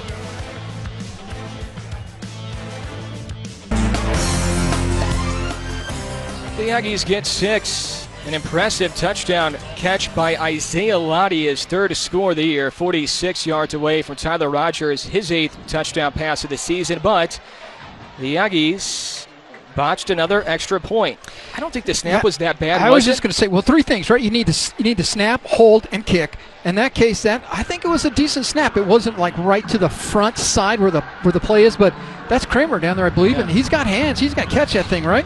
Yeah, that's Connor Kramer, the former backup QB, who's now a wide receiver, and he still does the place holding for the Aggies. So the Aggies only get 6. Troy missed an extra point in the first half. The Aggies missed one here in the 3rd quarter.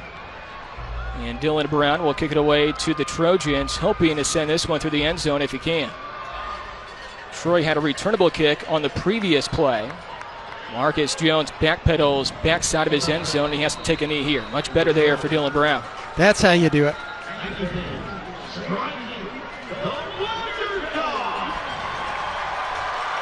All right, let's see what the defense can do, right? We need a defense to come back out with that scheme, see what they had, see if we can keep penalty-free ball on the defensive side here and get a stop. There you see the drive, 8 plays, 83 yards, receiving touchdown for Isaiah Lottie. He's been impressive now in his 2 years with the Aggies. He's a redshirt sophomore from Denver. Had a big game against Troy last year. Had a touchdown, 5 catches, 71 yards. That was a blowout loss for the Aggies at Troy. The Aggies trailing by 11 here in the 3rd tonight. Silvers throws on 1st down. Completes. Damian Willis, who had a touchdown earlier. And he's finally pulled down across the 35-yard line. Willis has been active, and he came in with 9 catches, 120 yards, which let them go. You know what would be interesting to look at all of their yards after catch to see how many they have, because that pass is just like quick, get it out and get it in the open field, and they just get 1 block and they go. Be interesting. They've thrown the ball a lot. Silver's 27 attempts. He's completed 17. They go to the ground to Jordan Chun. Chun on the outside, rumbles across the 40-yard line. It's a really balanced attack.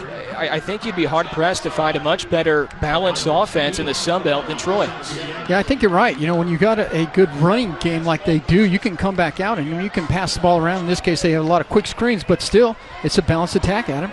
And it's an experienced attack as well. High snap is caught by Silvers. A little bit of a botch play there for Troy after the high snap. They return 99% of their offensive production from last year, which is the most in the country at FBS. Look at that last play. Look at the numbers that we had to the ball. You know, the Aggies come out 3rd quarter, and it's been a quarter I kind of question because we haven't scored a lot, but defensively, you see them flying to the ball. It was like 8 hats on the ball that last play, which is what you need to stop that run. 3rd down and 3 for Troy. They need the 46.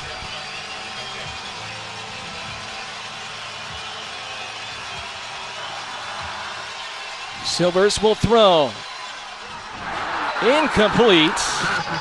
Louis Tomasino right there in the coverage. So we haven't called Louis much, and we talked about that, and so it's good to see him getting in the action here. But also, even if they got the pass off, so lots of pressure, get rid of the ball quick, they have, they're on it. Louis Tomasino, first-year Aggie, transferring from L.A. Harbor College. He's out of Anchorage, Alaska. This is Larry Rose III back to receive this punt from Tyler Sumter. No fair catch for Larry. He does a little bit of a juke move there on the return for a couple. Rose III filling in for O.J. Clark and Jaden Wright in punt return duty. So the Aggies have it. When do we come back? They trail by 11. They're coming off a scoring drive. We'll see what Rose the third Rogers and the Aggie offense has in store after this. Adam Young and former Aggie Danny Nee are in hand in Las Cruces at Aggie Memorial Stadium, 20-9 Trojans. Tonight's game is sponsored by Memorial Medical Center. Aggies are on offense here at their own 21-yard line, and we've seen Tyler Rogers again, Danny, spread out to many different receivers, and their coach is right there, Corey Martin, who's done a great job, second-year wide receivers coach. He's done a great job. Last week, 10 guys touched the ball. This week, he's up to 9 already. But, certainly there's not only has they done a good job coaching, but no one can cover those guys, so he has got a great corral full of receivers. And they're going to throw it here, empty backfield. Pass is caught by Connor Kramer, and you add Kramer into the mix this year. He was a QB last year, and what the coaching staff did in the offseason was they said, we need to find a way to get him playing time, so he turns into a wide receiver. Yeah, the rule is if you got a player who can play, you get him on the field and get the ball to him somehow. Aggies pick up 5 yards in the previous play. 2nd down and 5 for Rogers and the Aggie offense. Wide open is Anthony Muse. Muse makes a move across the 30, and he has a first down. Up to the 34-yard line for Anthony Muse. That's a nice little crossing pattern out there, and you just dump it to him, so you have a receiver coming in like he's getting a slant, so they jump the slant a little bit, and it leaves Muse wide open to take that one for the first. Empty backfield again. Larry Rose to third is a receiver on the near side of your screen. Rogers looking left, rolls right. Good block by McLean. He fires to the boundary, incomplete, almost intercepted. Kramer was the intended receiver. Yeah, there was someone wide open right in the middle, but it's hard to, of course, get it when you're scrambling. But in that case, you can see Troy coming with a little pressure. So before, when he had empty backfield, you end up with 3 guys rushing. This time they brought a 4th, and it put a little pressure on Tyler. 2nd down and 10 for the Aggies. They're at their own 33-yard line to throw again. Rogers unloads underneath. That is caught. Rolling around is Anthony Muse, his 2nd reception during this drive. So a deep in. Again, you talked about how it's been hard to cover these guys, and this is a great example right there. Part of it is you got to get good time in the backfield. So he has time, he sets, and gets a deep in route there and wide open. Not wide open, but he makes a great catch and great throw, great catch. Anthony Muse, only 160 pounds, but boy, can he play. 10 catches now in the year in 3 weeks for Muse. And that should have been intercepted right in and out of the hands of Chris Weatherspoon, the safety. So miscue, without a doubt. If you look at that, Jaleel didn't even look back. He was going up like an out and up, a double move, and Tyler threw an out, and I thought Jaleel was looking to go up a little bit farther. Wow, dodged the bullet. 6. Yeah, dodged the bullet. 2nd down and 10, 47-yard line. In motion is Lottie. Rogers across the middle to his tight end, Xander Yarborough. And he says, my bad, to his sideline. Hey, he's got to catch that. If you want to be in the game and you want to get the ball and you want to help the team out a little bit, when you get one thrown to you and it hits your hand, you got to pull that down. Yarborough had a catch for 18 yards in the first half. That was his first collegiate catch. So that sets up 3rd down and 10. And the Aggies have not gone on the ground during this entire drive here. Everything through the air. 5 out wide on 3rd down and 10. Plethora of receivers for Rogers. Pressure coming. He escapes Sanders. Looking down the field. Stops, throws. Kramer catches. And it's a first down. Connor Kramer shy of the 40. So it starts with Tyler's legs keeping the play alive. Watch him scramble around. So you got a 3-man rush. Got a little pressure. He gets out of there. Kramer keeps it alive. You see him across there. Get down there and grab that pass. That's a nice job by Tyler. Nice job by Kramer as well on the catch. First down and 10 from the 41 to the air again. Rogers unloads. There's Hogan at the 35-yard line. And he's down to the 32 Gain of 9 in the play for Gregory Hogan. Yeah, so I guess as long as they can go empty backfield, they end up with 3 rushers. Why run it, right? If you can just do this all day long and you can make some catches and move down the field, this is what you're going to see. I'll tell you what, Tyler Rogers is on pace to put up some gaudy numbers this year. 9 straight passes. Now they go to the ground. And that is Christian Gibson, the defensive back turned running back, his first career carry. He gets the first down. Gibson, a junior from Dallas, your area, Danny. Yeah. Defensive back turned running back, first touch of the year.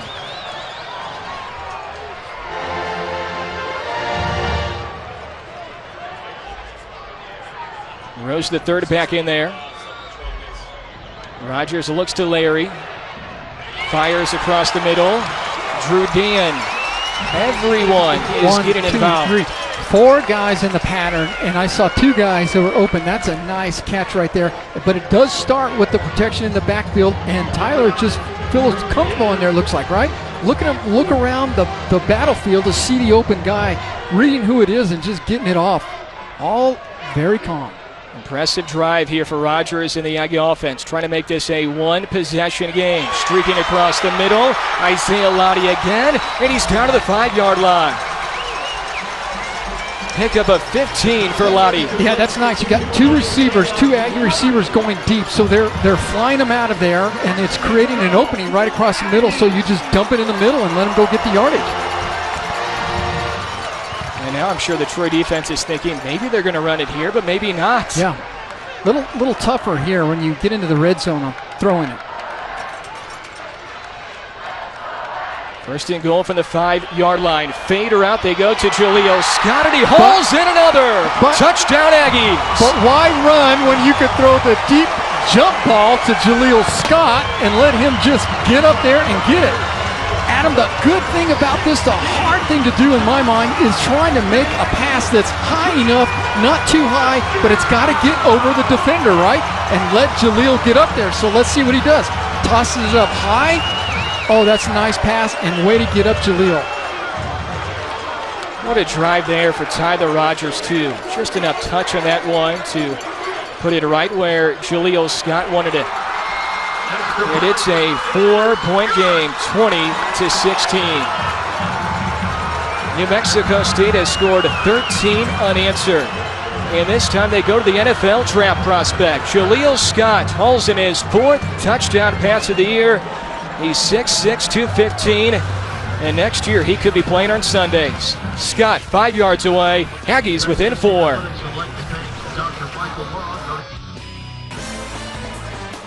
We were talking at halftime about how low scoring of a game this was. Well, now we have some points. It is 20-16. The Aggies with 13 unanswered. Tyler Rogers hooks up with the 6'6". Jaleel Scott 5 yards away. There's Rogers. Well, Danny, he almost threw an interception during that series, but he bounces back well, and nice touch on that pass to Jaleel. Yeah, you know, the hard part about being a quarterback is that you can get in those situations and you can almost be the guy that's like, oh, just barely, you almost threw a pick, but you still have to come back and throw the ball into coverage and do a good job. And he masterfully got that drive all the way downfield. Most all passing, right? So rushing, non-existent. 12 plays. 79 yards, 11 passes during that series for the Aggies. 6 receptions, 55 yards now for Jaleel Scott, and his 4th touchdown of the year. Dylan Brown will kick it away.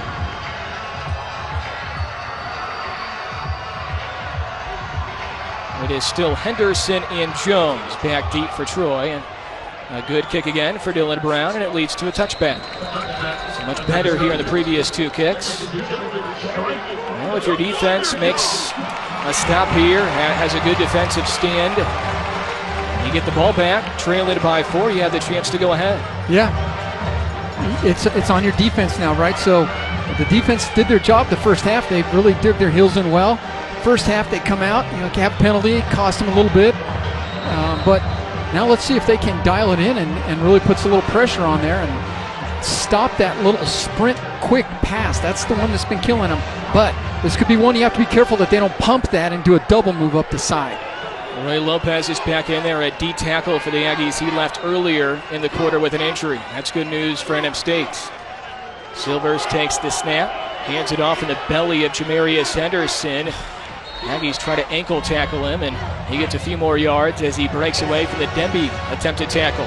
Yeah, I think he got a shoe at least on that, but he's lots of pressure in there, so I see the penetration, see the pursuit. That's Louis in there trying to grab that thing, Gain of 5 yards, second down and 5 for Troy. We see the numbers for Brandon Silvers. Threw his first touchdown pass of this season just 3 minutes in. Silvers throws on second down. Screen pass to DeAndre Douglas down the sideline, and he's pushed out of bounds. If he gets by that defender, he's all the way to the house. So we saw a defender jump to try to make the tackle over top. Here's the problem when you leave your feet. If you don't make the play, you get a big play on their side. So that's a tough one. You're here when you grab it, but you got to make sure that you can make it if you're going to go for it. We saw Malik Demby jump over somebody in week 1 against Arizona State, but he made the play. Owens could not make the play on that one. Over the head of Tavares McCormick. Aggies will scoop it up just in case it was a backwards pass. That's Austin Perkins. The Aggies are trying to say it was backwards. No, 3 guys in the pattern there, so you got a defense that they're leaving more people in the block because of the pressure that was applied. So they're starting to feel that the pressure was there, so you're going to leave more people back to defend, to help defend for the pass, and only put 3 in the pattern, and they were all covered. Second down and 10 at the Troy 48. Silvers, a dump off, incomplete, read well. DeMarcus Owens was there, so was Louis Famasino. Looks like the defense is just flying around, Adam, right? So let's see here, it's an attack, so he tries to look off everyone, but no one bid on that, and Owens came screaming in. Third down and 10. Trojans need the Aggie 42 for a first down. They're 4 of 9 on third down tonight.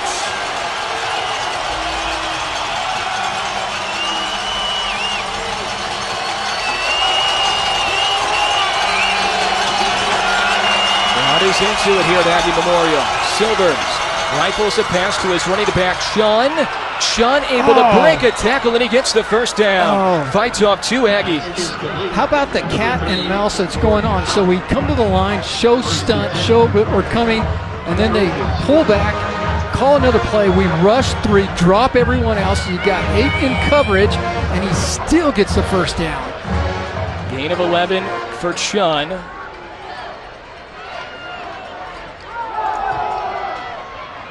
Chun on the ground, gets a couple.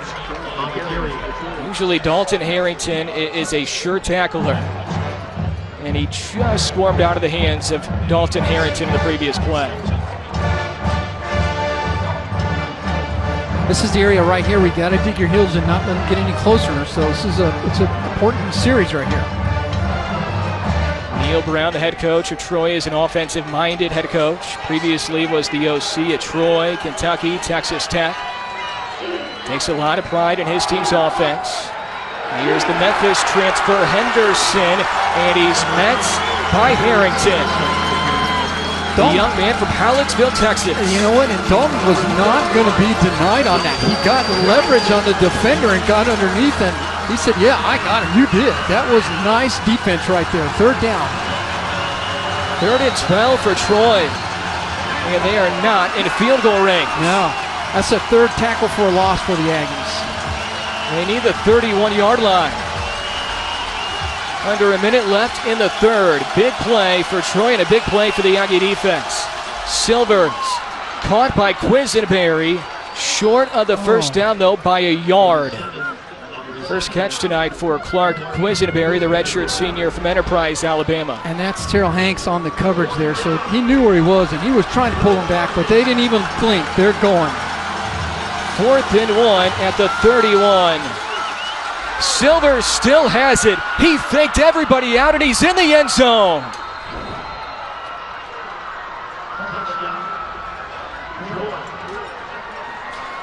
Well, here's what happens when you start to prove that you can run the ball. Everyone jumps on the run. He keeps it, pulls it out, and just absolutely fakes everyone else out and walks into the end zone. Well, when you have a running back that is 6'1", 235, that is made for a 4th and 1. The Aggies thought for sure they were going to Chun. Instead, it was Silvers on the quarterback keeper.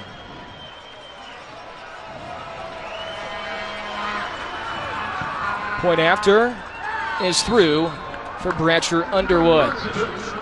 Man, oh man, Aggies were looking for a big stop on 4th and 1. They can't get it. Silvers, his experience, making his 22nd consecutive starts, runs it in, a 32-yard rushing touchdown for Silvers. Remember we talked about a defensive battle right at halftime? Not so much anymore. Both sides coming out of the blocks and really getting up and down the field.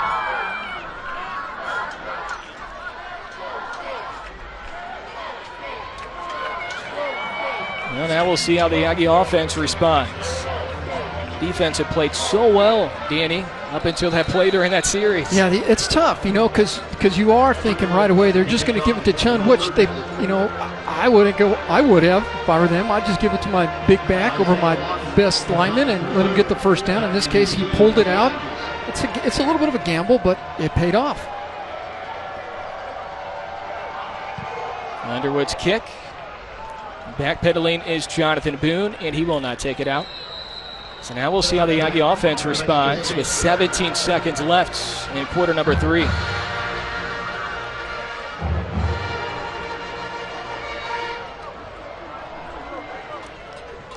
got to stay on volley. You got to keep up there and keep yourself close enough in this game so a lot can happen, or anything can happen in the fourth quarter. So you got to keep pressing it. And you have to think, too, that if the Aggies go to the air, then when they do go to the ground, Larry Rose III could break one. Yeah.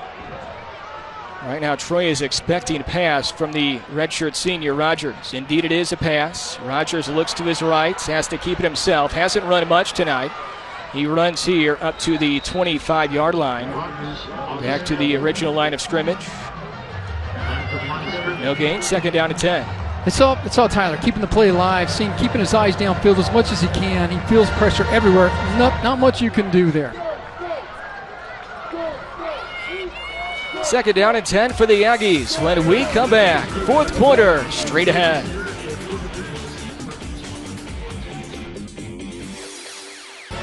It was an entertaining third quarter. 14 points for Troy in the third, 13 for the Aggies in the third. A big 4th down conversion for the in the third, 13 for the Aggies in the third. A big 4th down conversion for the Trojans. Leads to a 32-yard run for a score for quarterback Brandon Silvers, and it's 27-16 Trojans. And we get a look at the stats from the third quarter. A lot of passing yards on both sides so far. Yeah, and I think rushing a little bit of both on Troy's side, but clearly for the Aggies, it's like if the run's not happening, just do away with it. Let's just go pass straight out, and that's what they did right there. And don't let this fool you, too. We have some really good running backs in this game tonight. For the Aggies, it's an All-American, Larry Rose III, and for Troy, it's Jamarius Henderson and Jordan Chun and Josh Anderson. There just haven't been a whole lot of rushing yards in this game. So the Aggies switch fields. It is 2nd down and 10 at the 25-yard line. Right back to the air. Rogers swings it out, incomplete. Rose III dropped it. Yeah. Did he kind of peek up a little bit? I think maybe. Saw someone coming there. A rare drop for Rose III, who coming into this game had 10 catches for 88 yards in the first 2 weeks. The Aggies really want to use him in the passing game more this year.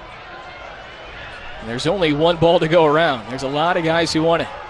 The Aggies have 5 out wide, empty backfield on a 3rd down and 10 from their own 25. Rogers with time towards the sideline to Hogan. I think he's short of the first down, though. I think he is. I think he pulled up a little short on that. Now is that on Hogan to know where the marker is and make sure he gets it? I think it is. But they're going to stand right on the on the first down marker and make sure that he doesn't get that far. So he should kind of know where it is and know that he's got to get there. And they let him catch it underneath, right? So let him catch it underneath and get the first down. So the Aggies are forced to punt on 4th and 1. Some of the fans here wanted the Aggies to go for it, of course, early on in the 4th. Peyton Theisler is the punter for the Aggies. Pretty good punt again. Fair caught by Jones inside the 30. They will mark him at the 29-yard line. 36-yard punt for Peyton Theisler and no return for Marcus Jones. Well, now you really need a stop. It is crunch time here, final quarter. You trail by 2 scores, by 11 right now. And you're trying to stop a really, really good Troy offense. And they had a lot of things working that last drive. There was a couple of tackles that we should have made that could have stopped that drive, but that was a good play calling on Coach Brown's part on that side.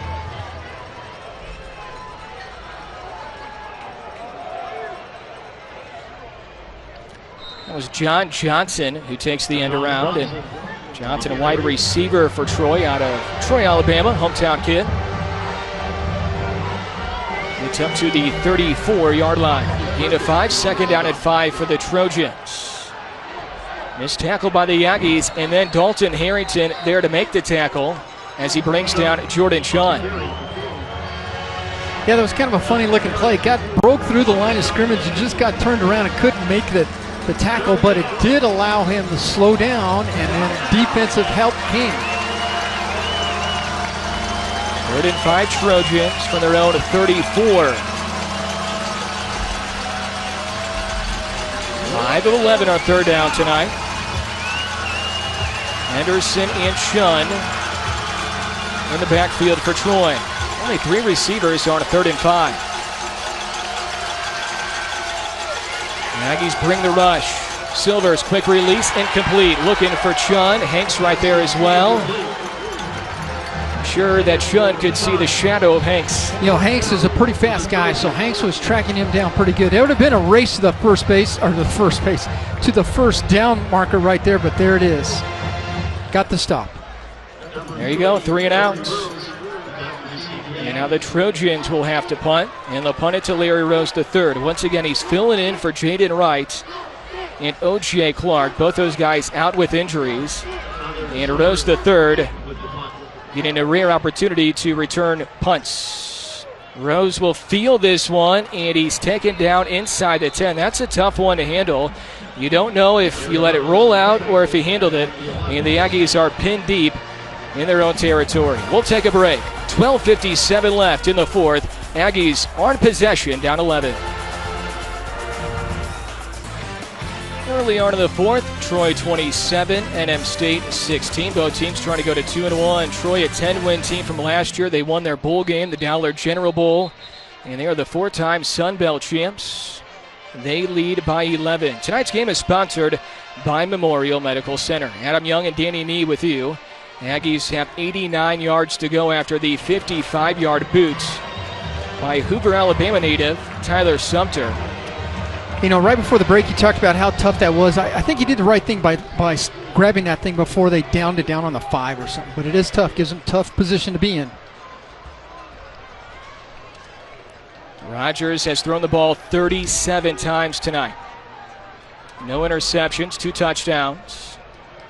Limited running game, though, for the Aggies. Jason Huntley a no-go tonight. Larry Rose III has had pretty much every single carry. Just 2 for Gibson, 2 for Rogers, only 9 for Rose. Aggies in the air a ton. They're in the air here. And another drop for the freshman, Xander Yarborough. Yeah, that's too bad. He was wide open there. He's got to get it. You got to grab that one. He has good hands, Danny. I mean, we've seen it in practice. Yeah. Xander Yarborough and Bryce Roberts, the 2 freshman tight ends, have great hands, but need to do it in game time. Yarborough with 1 catch for 18 yards and now 2 drops. 2nd down and 10. The Aggies pinned deep. Caught. Greg Hogan. He gets up to the 20. A yard shy of the first down. Gain of 9 for Hogan, who's been active tonight. Yeah, that's a nice pass right there. So again, we have 3 guys in the pattern here that are all doing different things, and Hogan breaks free and he hits them right away. 3rd and 1 from the 20. 12 and change left in the 4th. Rogers gives it to Rose the third. Larry finds a hole. He's across the 30 to the 31-yard line. Pickup of 11. That's what we're kind of waiting for right there, right? So he finds a nice little seam to break into. Nice job by the offensive line by shielding their guys out. There it is right there. That's all he needs to get to the 2nd or 3rd level and get some extra yardage. That is only Larry's 10th carry. Came in with 34 in the first 2 weeks. Aggies back to the air. Rogers has a wide open receiver, Isaiah Lottie, into Trojan territory to the 46-yard line. You know, he caught that ball, and it was almost like he turned around and there was no one around. When you said wide open, he was wide open. Sits back in there, finds the seam, no one around.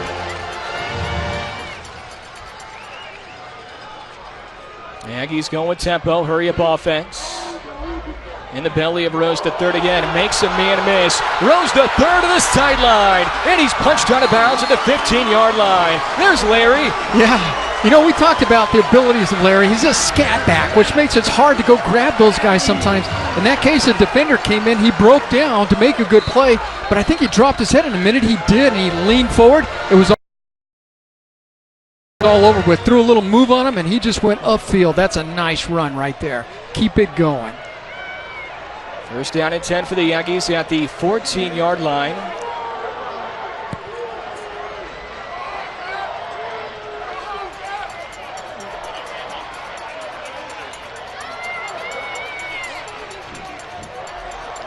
Get a sideline warning down there? Yeah, I believe that's what it was. Yeah. I was trying to gather what that call was. In all the excitement, I'm sure someone just went a little bit out of the way. Not surprised. 32-yard pickup there for Rose. That is his new long this year. 11 rushes, 68 yards for the former All-American. Christian Gibson in the backfield for the Aggies on this play. Hogan again. So now Greg Hogan has 5 catches. Scott leads the Aggies with 6. Best game so far this year for Hogan. You know, you get down the red zone. This is where Tyler had some problems last year at Troy in the red zone. It gets a little tougher to throw the ball because everyone is not spread all over the field. It's a shorter field. It makes it hard to throw the ball in there. Hogan on the bottom side of your screen. Top side is the 6'6" Jaleel Scott. Look out for him. Aggies go to the ground, though. It's Rose the third. It's maybe a yard to the 9-yard line. And it's third down at 5 yards for the Aggies.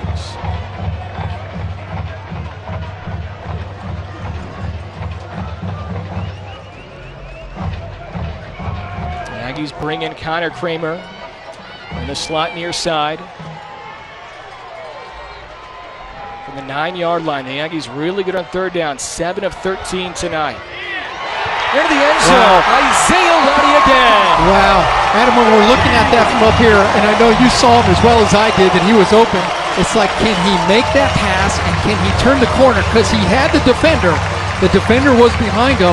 He ran a great out route there, and Tyler threw a bullet to him.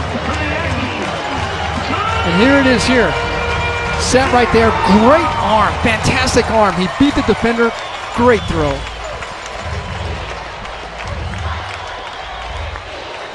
And now we might see the Aggies go for 2. We will. It's a 5-point game right now, trying to make it a 3-point game where a field goal could tie it. Rogers out of the shotgun on the 2-point conversion try. He has time. And it's caught. Jaleel Scott, and the Aggies converts. Hey, guess who? You know, I saw double coverage on Jaleel. I'm not sure, Adam, how he got open on the back end of that end zone there. The time that Tyler had to throw the ball, his patience. He looked left, looked right, nothing. Comes back, he sees Jaleel deep on the back and hits him for 2. 8 plays, 89 yards. We have ourselves a ball game. Aggies within 3.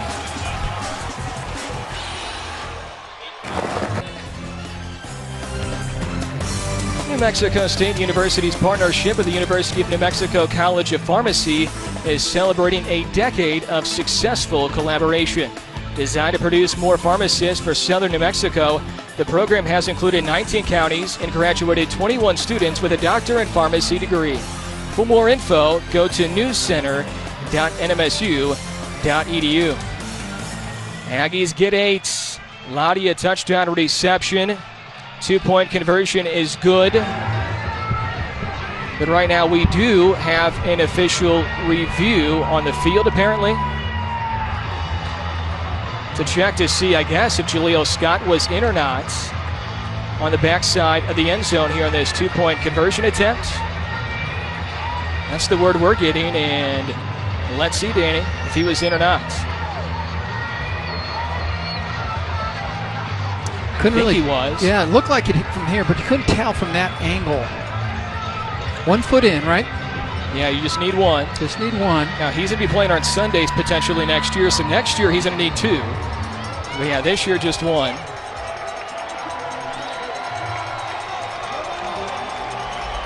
No word yet from the officials, and scoreboard says 27-24, so I assume we're good.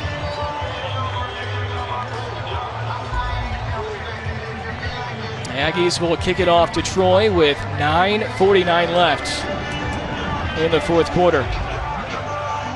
What an entertaining game here tonight. It's a great game.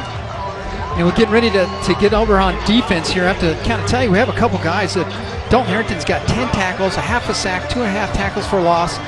Malik has 12 tackles. I mean, they're really getting some good numbers back there. A low kick is inside that pylon. Nice break there for the Aggies and Dylan Brown. Adam Young and Danny Nee with you. Glad you could join us tonight. Hope you enjoyed the telecast, and we hope you stick with us for the final 10 minutes or so. Get it to bounce through the end zone. You know, when you got things working and you get a little luck, it's okay. You know, we've had many games where we didn't have the luck, so once in a while it's good to get a break. This would be a huge win for the Aggie football program, trying to go to 2-1. There's some buzz nationally, certainly some buzz locally. And it's a 3-point game. Trojans looking for their first road win this year. On first down and 10, Silvers to the air. Incomplete. Intended for Emmanuel Thompson. Yeah, that's a ball he should have caught. But, you know, I'm also thinking that, you know, there's a lot of Aggies in the area. I keep waiting for someone to jump one of those things and take it to the house. But, yeah, that's one that should have had. Jordan Shun only has 55 yards on the ground. Silvers 246 through the air. No interceptions for Silvers or Rogers, the 2 QBs tonight. Silvers rolling, has a wide open receiver. Thompson again. Big hit for DeMarcus Owens, short of the sticks. Man, DeMarcus Owens has come in and put the leather to a couple of players. He's done great at coming in there and shutting a lot of things down. Keep that short from the first down. You see a big throw to the sidelines there, and there comes Owens. Boom. Offense, 69. And there was a flag on the play, and it's Arch rolling.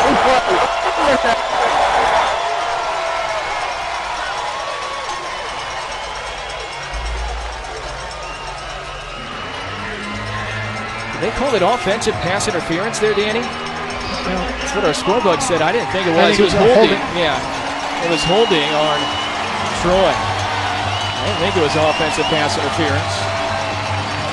So it's second down and 20.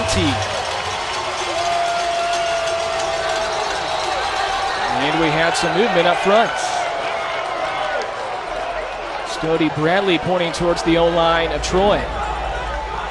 Once again, our referee tonight is Kevin Stein. This is a Sunbelt crew in this Sunbelt matchup.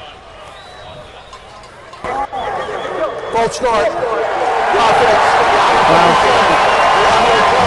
That is on the center, Deontay Cremuddy, preseason All-Conference in the Sunbelt, junior from Lake City, Florida. You know, we had some guys moving around defensively, but I didn't see anyone jumping over around his side. So, yeah, it's surprising a little bit. Second down and 25 for Troy. The original line of scrimmage is the 25-yard line. Shun on the dump off. Trying to hurdle over one of his own players. And one of his own linemen down near the 10. Doesn't get much. Third down and a bunch for the Trojans. You know, that's a big call right there because, you know, the Aggies have been blitzing all night. And so with the blitz, the play that you want to throw is a quick little dump off in there. And so that's what that was, a little screen. And, man, that's good defense, though, by the Aggies. 3rd and 20. Trojans need their own 35-yard line for the first down. And not much there. Thompson has it go through his hands. There's a sideline route for Thompson. Yeah, I don't even know what to think about that because that was a pass that was hard. He threw it hard. It was a tough catch, but still, those are catchable balls. But hey, you know, another break, you gotta take what you can get, and you gotta make them pay because you're gonna end up with field position. Aggie defense makes a stop. Tyler Sumter, redshirt freshman, Hoover, Alabama native. He'll punt it away. Larry Rose, the third, back deep. He's at the 40. It's a low punt. Not a great bounce there for Rose. Wow. It came on him quick. And a special teams play is made there by Terrence Dunlap for Troy. Let me just say that Rose catching that ball kept us in good field position, and the hardest thing to do is punt return. Rose sees this guy coming, no doubt about it. The bounce, it wasn't a candy hop bounce, right? So he had to kind of reach up for it, and he knew he was going to get blasted. Great job by Rose. Well done by Larry. 8:11 left in the fourth quarter. Rose the third was on the turf at Aggie Memorial today at 3:30, practicing punt returns. It pays off tonight. Aggie ball, 8 and change left. Back after this. Frank Spaziani, the Aggie defensive coordinator, his unit just got a big stop. 27-24 Trojans, Aggie ball.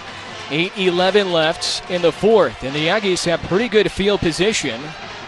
They're at their own 39-yard line. Yep, thanks to Rose on that one. Empty set for Peoria, Arizona native Tyler Rogers. Rogers 29 of 42 for 3 1/4 tonight. No picks, 3 touchdown passes, 2 of them to Lottie. Rogers unloads to Kramer, who slips at the 40, and he dives towards the 42-yard line. Pickup of 3 on first down. It's going to be 2nd down and 7. Keep their feet on that, right? So it's a tough catch, but got to get some extra yardage after that. Empty backfield again. Rose is in, though. He's on the far side of your screen. Now he's in motion, and now he's to the right of Rogers. 4 out wide for the Aggies. Rogers looking left. He's going to throw it right to Rose. And Larry is dragged down for no gain. Yeah, not much happening there. 3rd and 7. With the clock moving. Just over 7 minutes left.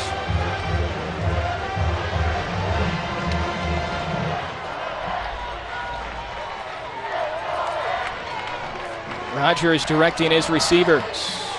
Tells Hogan to go into motion. Rogers, dump off, Rose.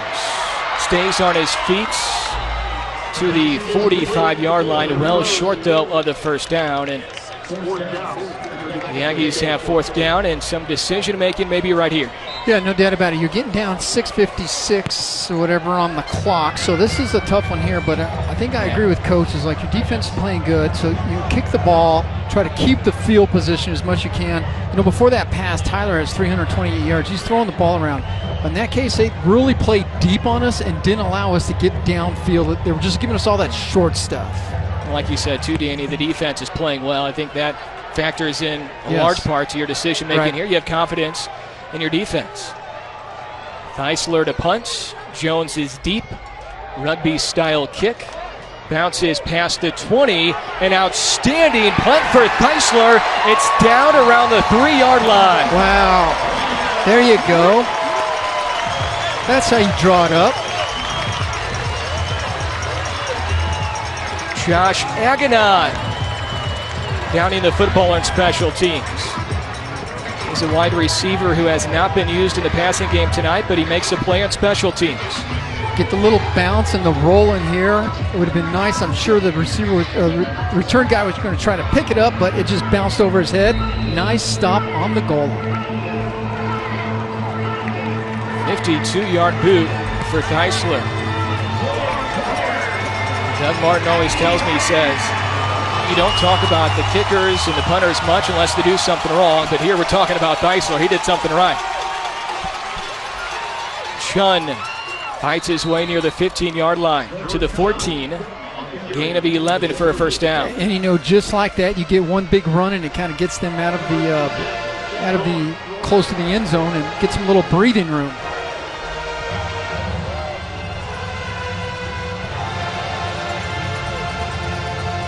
Clock is under 6. Both quarterbacks have thrown it a ton tonight. Silvers 38 times. But they go to the ground again. And they're going to rely on their senior workhorse, Jordan Chun, here down the stretch. He's going to get a lot of carries. Yeah, I think they're going to try to just use the run, work the clock, try to milk as much as they can and just kind of push their way little by little downfield. 3 timeouts each, by the way. The Aggies and the Trojans still have all 3. Chun got 5, so it's second down and 5 for Troy. They're at their own 19-yard line.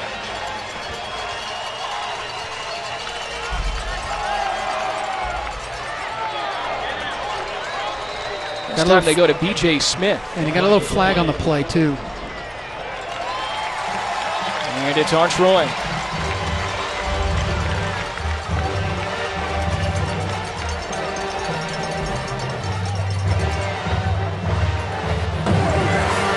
Holding offense, number 54. After this to the goal. Remaining second down.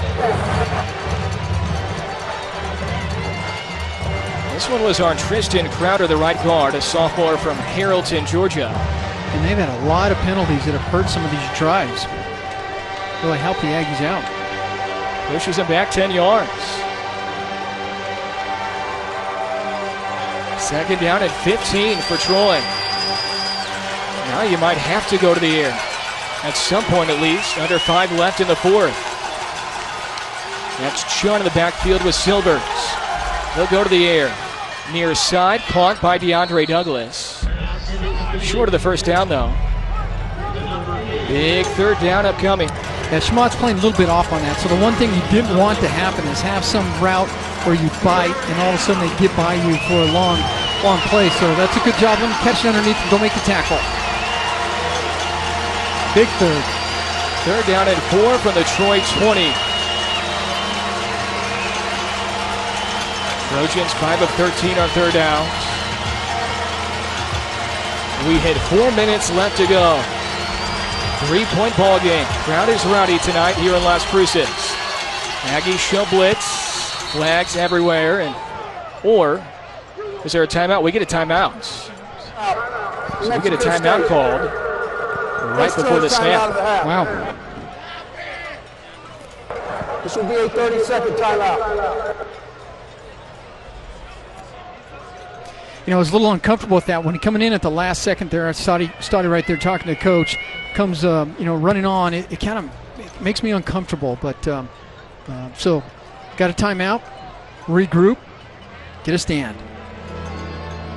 Really only one new face among the defensive coaches this year. Defensive line coach John Mumford is new, but there you see Oliver Sukup, who played for the Aggies. He's now the assistant head coach, and he's also the linebackers coach. There's a peek at John Mumford, who has head coaching experience. He coached at Southeast Missouri State as their head coach in the 90s.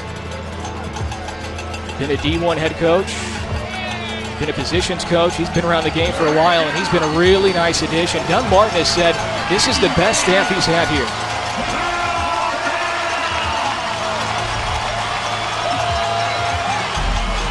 Third and 4 for Troy.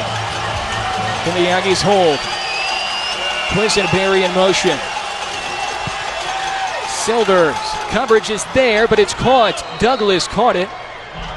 And Lomax there LaForce was over there as well, but Douglas makes the grab. Yeah, that's a great grab right there. But, you know, Lomax got to try to make that play. Get your head around there as soon as that guy starts looking. That's a nice ball right there by Brandon. Gets it up in the air, pulls it down.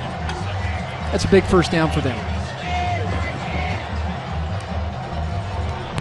Pickup of 11 on a 3rd and 4. First down and 10 for Troy.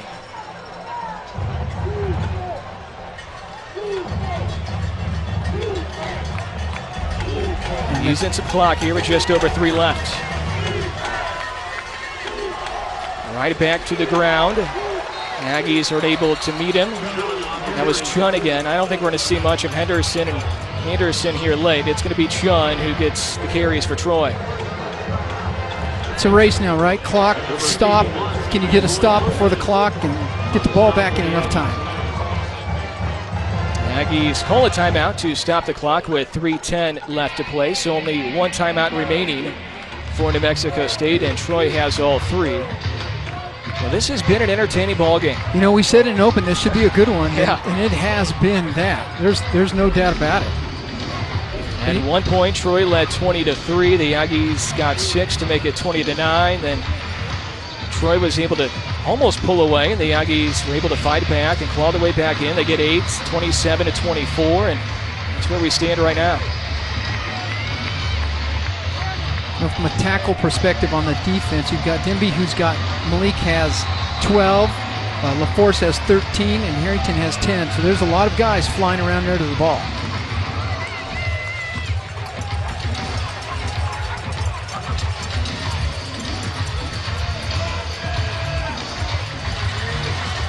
Two in the backfield here for Troy, Henderson and Chun. Rolling right and firing right. Silvers upended is Thompson. Marcus Owens there to make the tackle. And DeMarcus came flying up quickly on that nice tackle, grabs those legs, knocks him out from underneath, nothing doing after that. But it's still got some positive yardage. It brings a 3rd and more manageable down for Troy. 3rd and 2. If Troy doesn't get this, I'm interested to see what they will do on 4th down. Aggies need to get a stop here on 3rd down first. This is kind of no man's land right now for Troy. They only lead by 3. So I'm sure Troy is thinking, hey, look, the Aggies are thinking we're going to run. Chun, do they dare pull the ball out and keep it again, or do they just give it to their best back over the best lineman? Neil Brown calls a timeout, the 6th youngest head coach in FBS, only 37 years old. So 2:23 left to go here in the 4th quarter. We're going to take a look at some of the touchdowns from this game here tonight. 27-24 is our score. Pretty low scoring in the first half. There you see the first touchdown of the game, Damian Willis from Brandon Silvers. Jordan Chun runs one in from 3 yards away. There's Jamarius Henderson. 2 running backs have scored touchdowns for Troy. The Aggies went deep, and Isaiah Lottie off the tip. That was the first of his 2 touchdowns. That one from 46 yards away. A 5-yarder in the back corner for Jaleel Scott. Brandon Silvers on the quarterback keeper on 4th and 1 in the 3rd quarter. That gave the Trojans an 11-point lead. And then Lottie again. The Aggies also got a 2-point conversion, which made it 27-24. First down for Troy. Jordan Chun stampedes his way to the first. Now the clock gets to be a little bit of an issue. That's a big first down for Troy. 1 timeout left for the Aggies, 2 for the Trojans. And we're going to be under 2 minutes when the Trojans run their next play. They bring in their fullback, Zach Weldon. Weldon, a big guy, 6 foot 239. Chun, 6'1", 235. So 2 big boys to the right and left of Silvers, the quarterback. Chun with Weldon blocking for him. Hits a couple as he fights his way up to the 46-yard line. Yeah, so this is where the Aggies also start thinking strip and start other ways to get the ball back. You have to give credit here to Troy. Really good time management in the final 7 or 8 minutes. Yep. Got a couple first downs that help out, right? When you're milking that clock a little bit and you get to that third and short and you pick those first downs up, that keeps the clock moving and makes it hard. Will they give the Aggies a shot? 2nd down and 6 for the Trojans. They need the 39-yard line of New Mexico State for a first down. Chun gets it again. Chun to the 40-yard line. He is a yard shy of the first down. It's going to be 3rd down and 1. You know, he just moves the whole pile when he's running downhill. You know, take care of the ball. He's got 2 hands over it and just pushes everyone. And now the Aggies have to use their final timeout, so this might be the ball game right here, Danny. 3rd and 1, no timeouts for the Aggies after this. So we'll see what New Mexico State can do defensively. Can you stop them? And this is certainly 2-down territory for Troy with less than a minute left.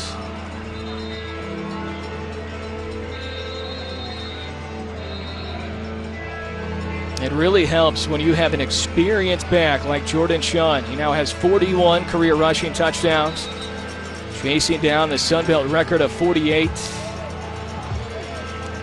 It is 41. That's a school record at Troy. Trojans are going to win a lot of football games this year, and the Aggies will as well. And a big play in this game right here. 52 seconds left. It is 3rd down and 1. Chun, 20 carries, 87 yards, and a touchdown. Quarterback sneak by Silvers, trying to get to the first down. It's going to be close. It's hard to stop that. You know, we talked earlier, and it's just you get in there behind that, tuck yourself in behind the center and just lean forward. He's a big guy, you know, so. And that'll move the chains. Good spot there for the Trojans. Silvers barrels his way in, the 6'3", 219 quarterback. And the Aggies are out of timeouts. So the clock's moving. And it looks like the Aggies are going to fall just short tonight of a marquee win.